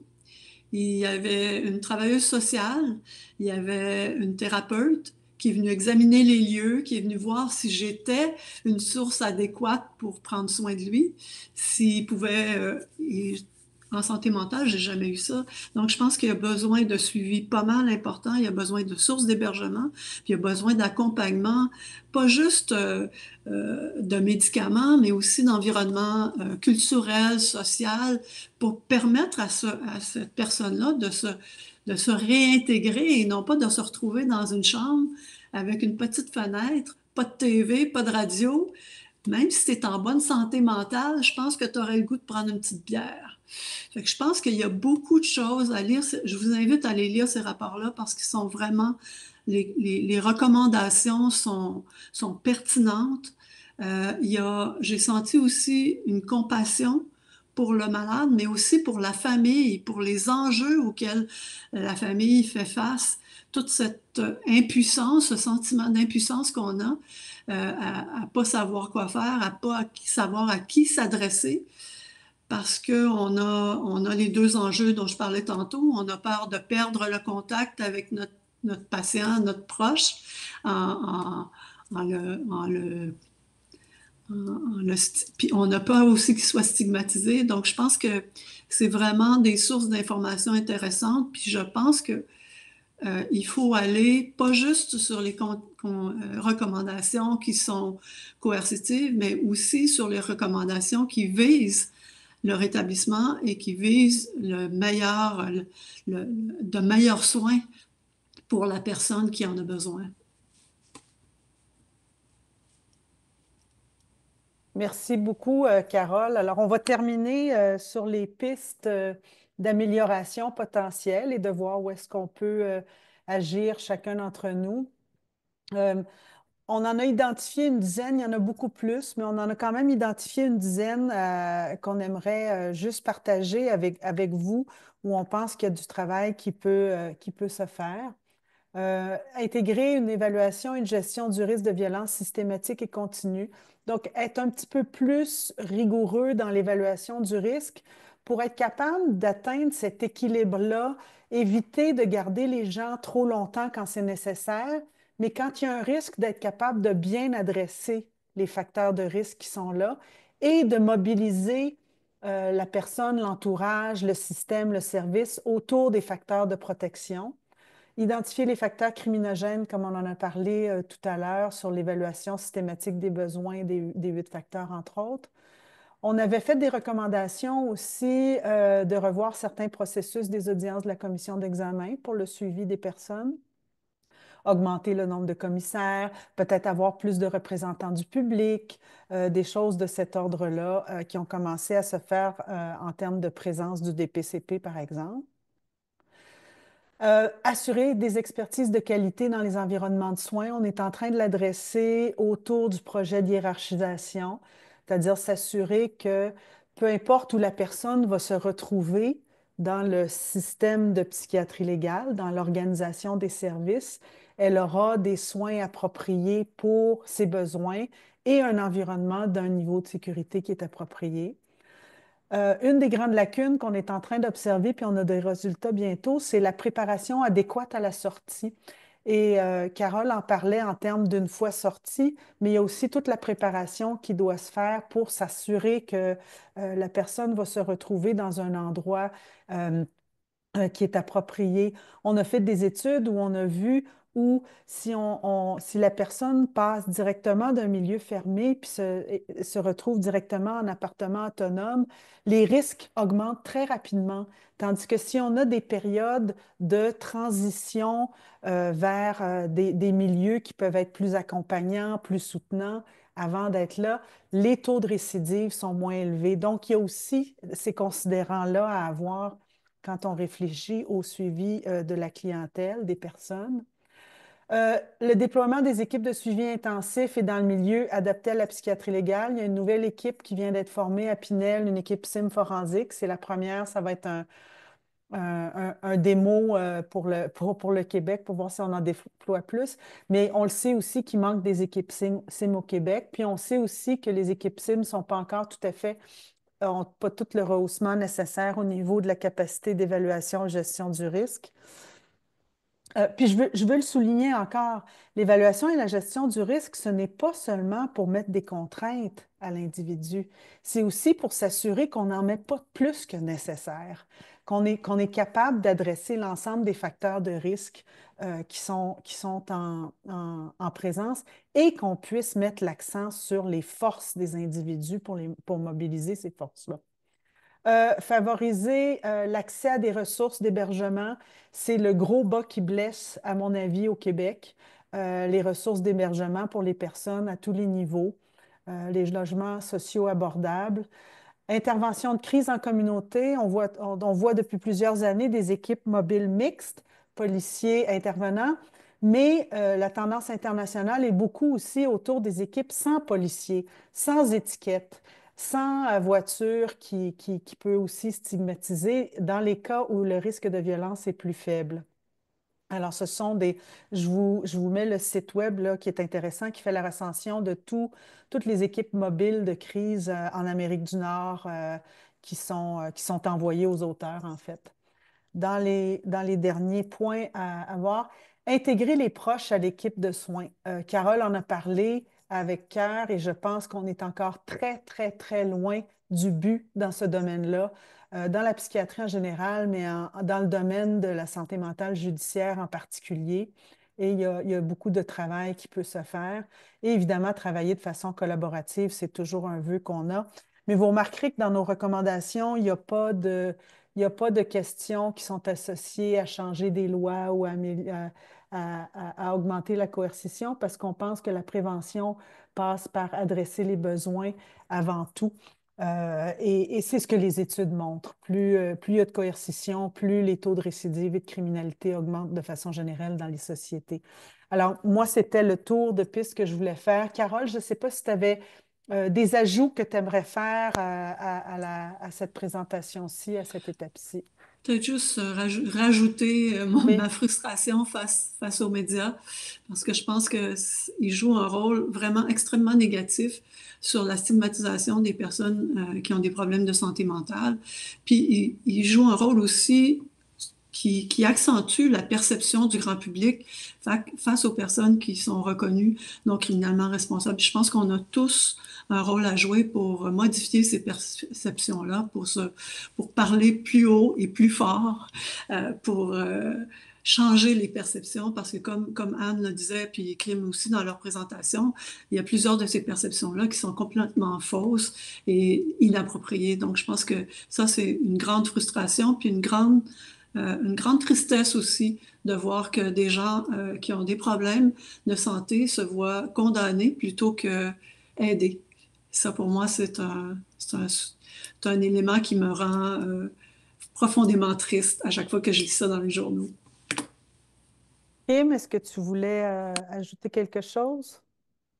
Non, je pense que Carole a comme dit tout haut ce que nous pensons tout bas, hein, puis il y a rien de plus puissant que de l'entendre de la bouche de quelqu'un qui l'a vécu de l'intérieur. Nous, on peut avoir des Mm. perceptions ou voir des choses de l'extérieur, mais je pense que euh, de quelqu'un qui l'a vécu de l'intérieur, ça peut difficilement être plus puissant. Je pense qu'il faut se battre contre la stigmatisation. La personne qui est aux prises avec un trouble de santé mentale et ses proches sont déjà suffisamment absorbés par ce qu'ils vivent sans en plus être obligés d'être confrontés au regard noir du public qui est véhiculé, la loupe des médias qui vient mettre le focus sur certains éléments qui souvent, pour des raisons de sensationnalisme, vont aller mettre de l'avant certains éléments pris hors contexte, qui ne sont pas validés. Et souvent, moi, j'entends quelqu'un dire, oh, lui, c'est un patient de Pinel. Et moi, ça me heurte profondément. Il n'y a pas de patient de Pinel. Il y a des individus souffrants qui ont des incidents de parcours qui les amènent à Pinel, mais qui sont des citoyens à part entière. Donc, si c'est le message peut-être que j'aimerais porter aujourd'hui. Merci beaucoup, Kim. Je pense qu'on va s'arrêter là-dessus parce qu'on dépasse notre temps, Merci Tania beaucoup. et Denis. Merci. Merci beaucoup, mesdames. C'était vraiment, vraiment intéressant au niveau de toute la structure, puis de mieux comprendre c'est quoi le parcours de soins, puis le parcours légal aussi. Donc, merci beaucoup. J'avais envie de rebondir sur ce que Madame Brabant a dit. À la fin, elle parlait de stigmatisation et puis du rôle des médias. J'aimerais vous entendre au sujet de la stigmatisation qui est vécue par les proches quand il survient un événement comme ça. Est-ce que vous voulez nous en dire un petit peu plus? Ben, c'est surtout que, dans mon cas à moi, c'est moi qui m'auto-gérais, Ça si on veut. stigmatise. Oui, c'est parce que je me disais, pendant longtemps, même au niveau de ma famille, puis au niveau de mon travail, je n'ai pas parlé de ça. Pour protéger mon fils, parce que j'avais l'impression que les gens allaient moins l'aimer. C'était ma crainte que les gens allaient moins l'aimer parce que ça, pour être proche aidante, je pense que la caractéristique la plus importante, c'est qu'on l'aime, cette personne-là. On l'aime profondément. Puis c'est ça qui nous guide aussi, hein. Fait que donc, pendant longtemps, je me suis auto-censurée, si on veut, parce que j'avais peur que lui soit victime de ça, que les gens le jugent, que les gens, parce que peut-être aussi parce que j'ai l'âge d'avoir connu des gens dans mon travail qui avaient des problèmes de santé mentale, par exemple des dépression, puis les commentaires autour, c'est oh, il y aurait juste à se donner un petit coup de pied dans le derrière, puis ça va aller. Puis ça a marqué mon, mon attitude, si on veut. C'était vraiment pour le protéger. À tort, parce qu'avec ma famille, au contraire, ils ont été très, très, très aidants. Mais pendant longtemps, c'est moi-même qui me suis, disons, censurée. Mhm. Oui, puis je pense que c'est fréquent quand même. Mais je voulais dire, oui, je pense qu'il y a beaucoup de proches aussi qui, en plus de ne pas vouloir en parler à l'entourage, mais il y a beaucoup de proches qui attendent trop longtemps aussi avant de demander de l'aide. Ça c'est possible aussi parce que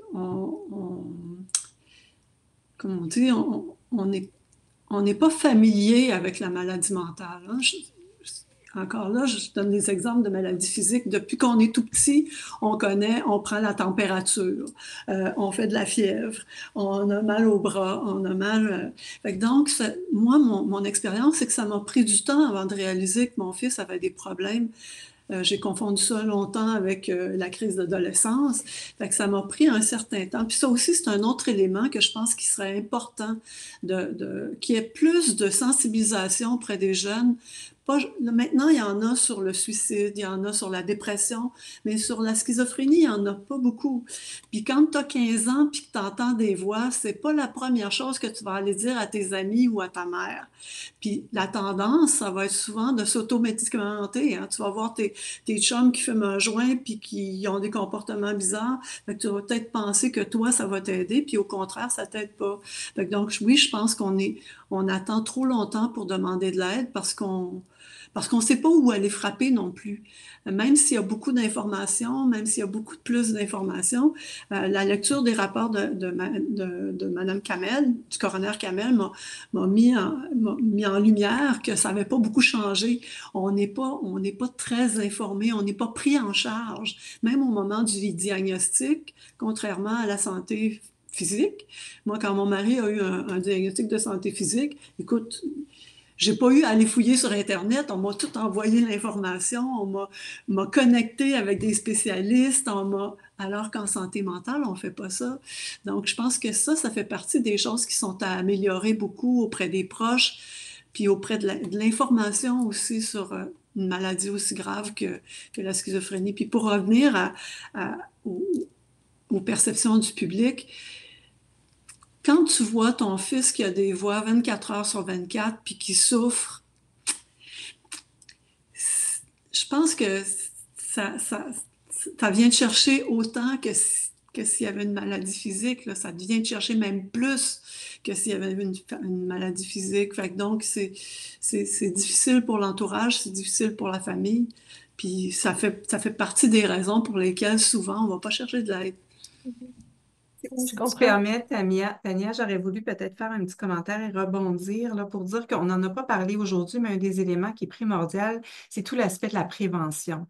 Je sais que c'est un cheval de bataille qu'on partage, là, Anne et moi. On a peut-être pas mis le focus là-dessus aujourd'hui, mais ça n'en est pas moins important. Donc, la sensibilisation, mais aussi toute la prévention, là, une fois qu'on est dans le parcours. Puis, j'ai envie de dire à Carole, il y a aussi toute l'impuissance apprise. À force de frapper à des portes et de se les faire claquer au nez, les gens finissent par penser qu'ils sont seuls. Euh, Puis c'est très laborieux. Puis je fais une petite parenthèse pour vous dire qu'il nous arrive, nous, à Pinel, d'essayer de faire des appels pour soutenir nos patients. Puis après 42 appels, c'est pire que la Maison des Fous d'Astérix, là. Avez-vous le bon formulaire? Avez-vous le bon numéro de téléphone? Avez-vous le bon code postal? Avez-vous le bon type d'emploi? Là, vous voyez un peu, alors si nous qui sommes en pleine possession de nos moyens, qui sommes dans le réseau de la santé, trouvons ça désespérant, imaginez la pauvre famille ou la pauvre personne qui a reçu son congé, qui ne connaît pas les ressources, qui est facilement irritable, facilement fatiguée et qui doit se heurter à toutes ces portes closes. Fait que je pense que même les personnes les plus engagées, les plus motivées, les mieux intentionnées peuvent finir par user en fait leur patience et devenir impuissants. Parce que c'est ce qu'ils ont appris, que peu importe la porte à laquelle on va frapper, on va se la faire fermer au nez. Mhm. Je l'ai mentionné, vous trouverez dans le clavardage l'adresse d'un outil qu'on a conçu il y a une dizaine d'années, mais qui a été conçu avec l'aide d'un comité scientifique, donc qui est vraiment encore pertinent aujourd'hui, qui aide à identifier les premiers signes de psychose donc pour les proches. Et puis, on a aussi des services qui accompagnent les proches des jeunes proches. Donc, ça peut venir en aide justement aux amis ou à l'entourage du même âge qu'un jeune qui vit des premiers signes de psychose. Euh, je- Est-ce que je peux rajouter un petit quelque chose aussi Oui, qu'on n'a pas eu le temps de... Puis c'est vrai qu'on n'a pas abordé toute la question de la prévention, mais une des choses qui est apparue assez rapidement dans notre projet auprès des familles, c'est toute la notion de la violence subie aussi par les proches, puis pas nécessairement de la violence physique, là. La violence subie par les proches, mais aussi par les personnes elles-mêmes, dans les services. Et c'est une violence qui est plus de nature soit de négligence, soit de non-écoute, soit de de ne pas avoir un accès qui est approprié pour les besoins qui sont nécessaires et de cet ordre-là. Et on sait que les questions de trauma sont des facteurs importants dans le développement des comportements problématiques. Et il y a cette tendance à la retraumatisation. Et quand Kim parlait des seuils de tolérance des familles, c'est aussi lié au fait qu'à un moment donné, soit par impuissance apprise, soit par aussi se sentir violenté d'une façon quelconque sur une base régulière, on stagne ou on n'a pas cet espoir-là d'aller là. Alors, je pense qu'on a aussi un travail dans nos milieux à réfléchir à nos actions, à la façon dont on pose nos gestes, à la façon dont on écoute, à la façon dont les personnes sont reçues, particulièrement des personnes qui ont pas juste une problématique de santé mentale, mais qui peuvent avoir des comportements problématiques et de violence. Ce sont des citoyens à part entière aussi. absolument. Puis un de nos chevals de bataille à la SQS, c'est le fait que les proches soient impliqués auprès de l'équipe traitante, qu'ils soient considérés, qu'ils soient écoutés, qu'ils soient entendus. Je- faut considérer aussi, le système de santé doit considérer le fait que les proches sont souvent épuisés, puis comme vous disiez, là, que c'est comme la maison des fous d'Astérix, là, tu sais, les proches viennent au bout de leurs ressources, puis c'est peut-être là qu'il arrive des choses qui deviennent plus graves, là. Je veux vous dire qu'à la SQS, on a des pères aidants de famille qui sont là pour écouter les proches, les accompagner dans le processus. Puis on a des intervenants psychosociaux aussi qui peuvent soutenir pour différentes démarches, là. Donc, n'hésitez pas à faire appel à nos services ou à les recommander si vous travaillez auprès de proches, là. Mais je pense que ça fait partie des choses qui se sont améliorées beaucoup.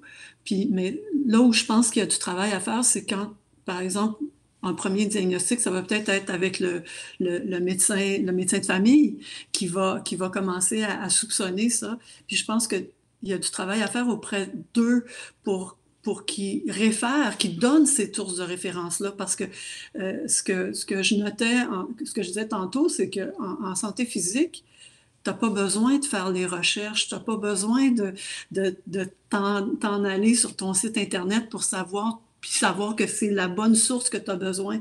Tandis qu'en santé mentale, c'est toi-même qu'il faut qu'il fasse toutes ces recherches-là. Puis à un moment donné, je sais, je l'ai fait. Tu regardes, puis là, tu dis, bon, ben, c'est laquelle que je dois, c'est laquelle qu'il faut que j'appelle. Moi, mon premier réflexe, ça a été d'appeler un psychologue qui m'a dit de mettre mon fils dehors. Fait que ça a orienté mes prochaines demandes d'aide. Je pense que c'est tout l'entourage, tous les soins qui sont autour, qu'il faut changer, faut être plus proactif. Puis je parlais tantôt d'une infirmière pivot. Je veux dire, c'est extraordinaire, cette ressource-là. C'est vraiment extraordinaire, mais t'as pas ça en santé mentale. Ton fils est dehors, il est en bobette, puis il crie dans le plein milieu de la rue. Qui c'est que t'appelles? Le 911? Non, je l'ai fait une fois, puis tu le rappelles plus. Fait que donc, tu sais, c'est tout ça c'est pour ça je trouve ça important qu'on continue à travailler. Puis je pense qu'il y a eu des progrès énormes qui ont été faits. La Société de schizophrénie, oui, il y a plein d'autres choses qui se font, mais il faut en faire encore beaucoup. Puis il faut pas accepter.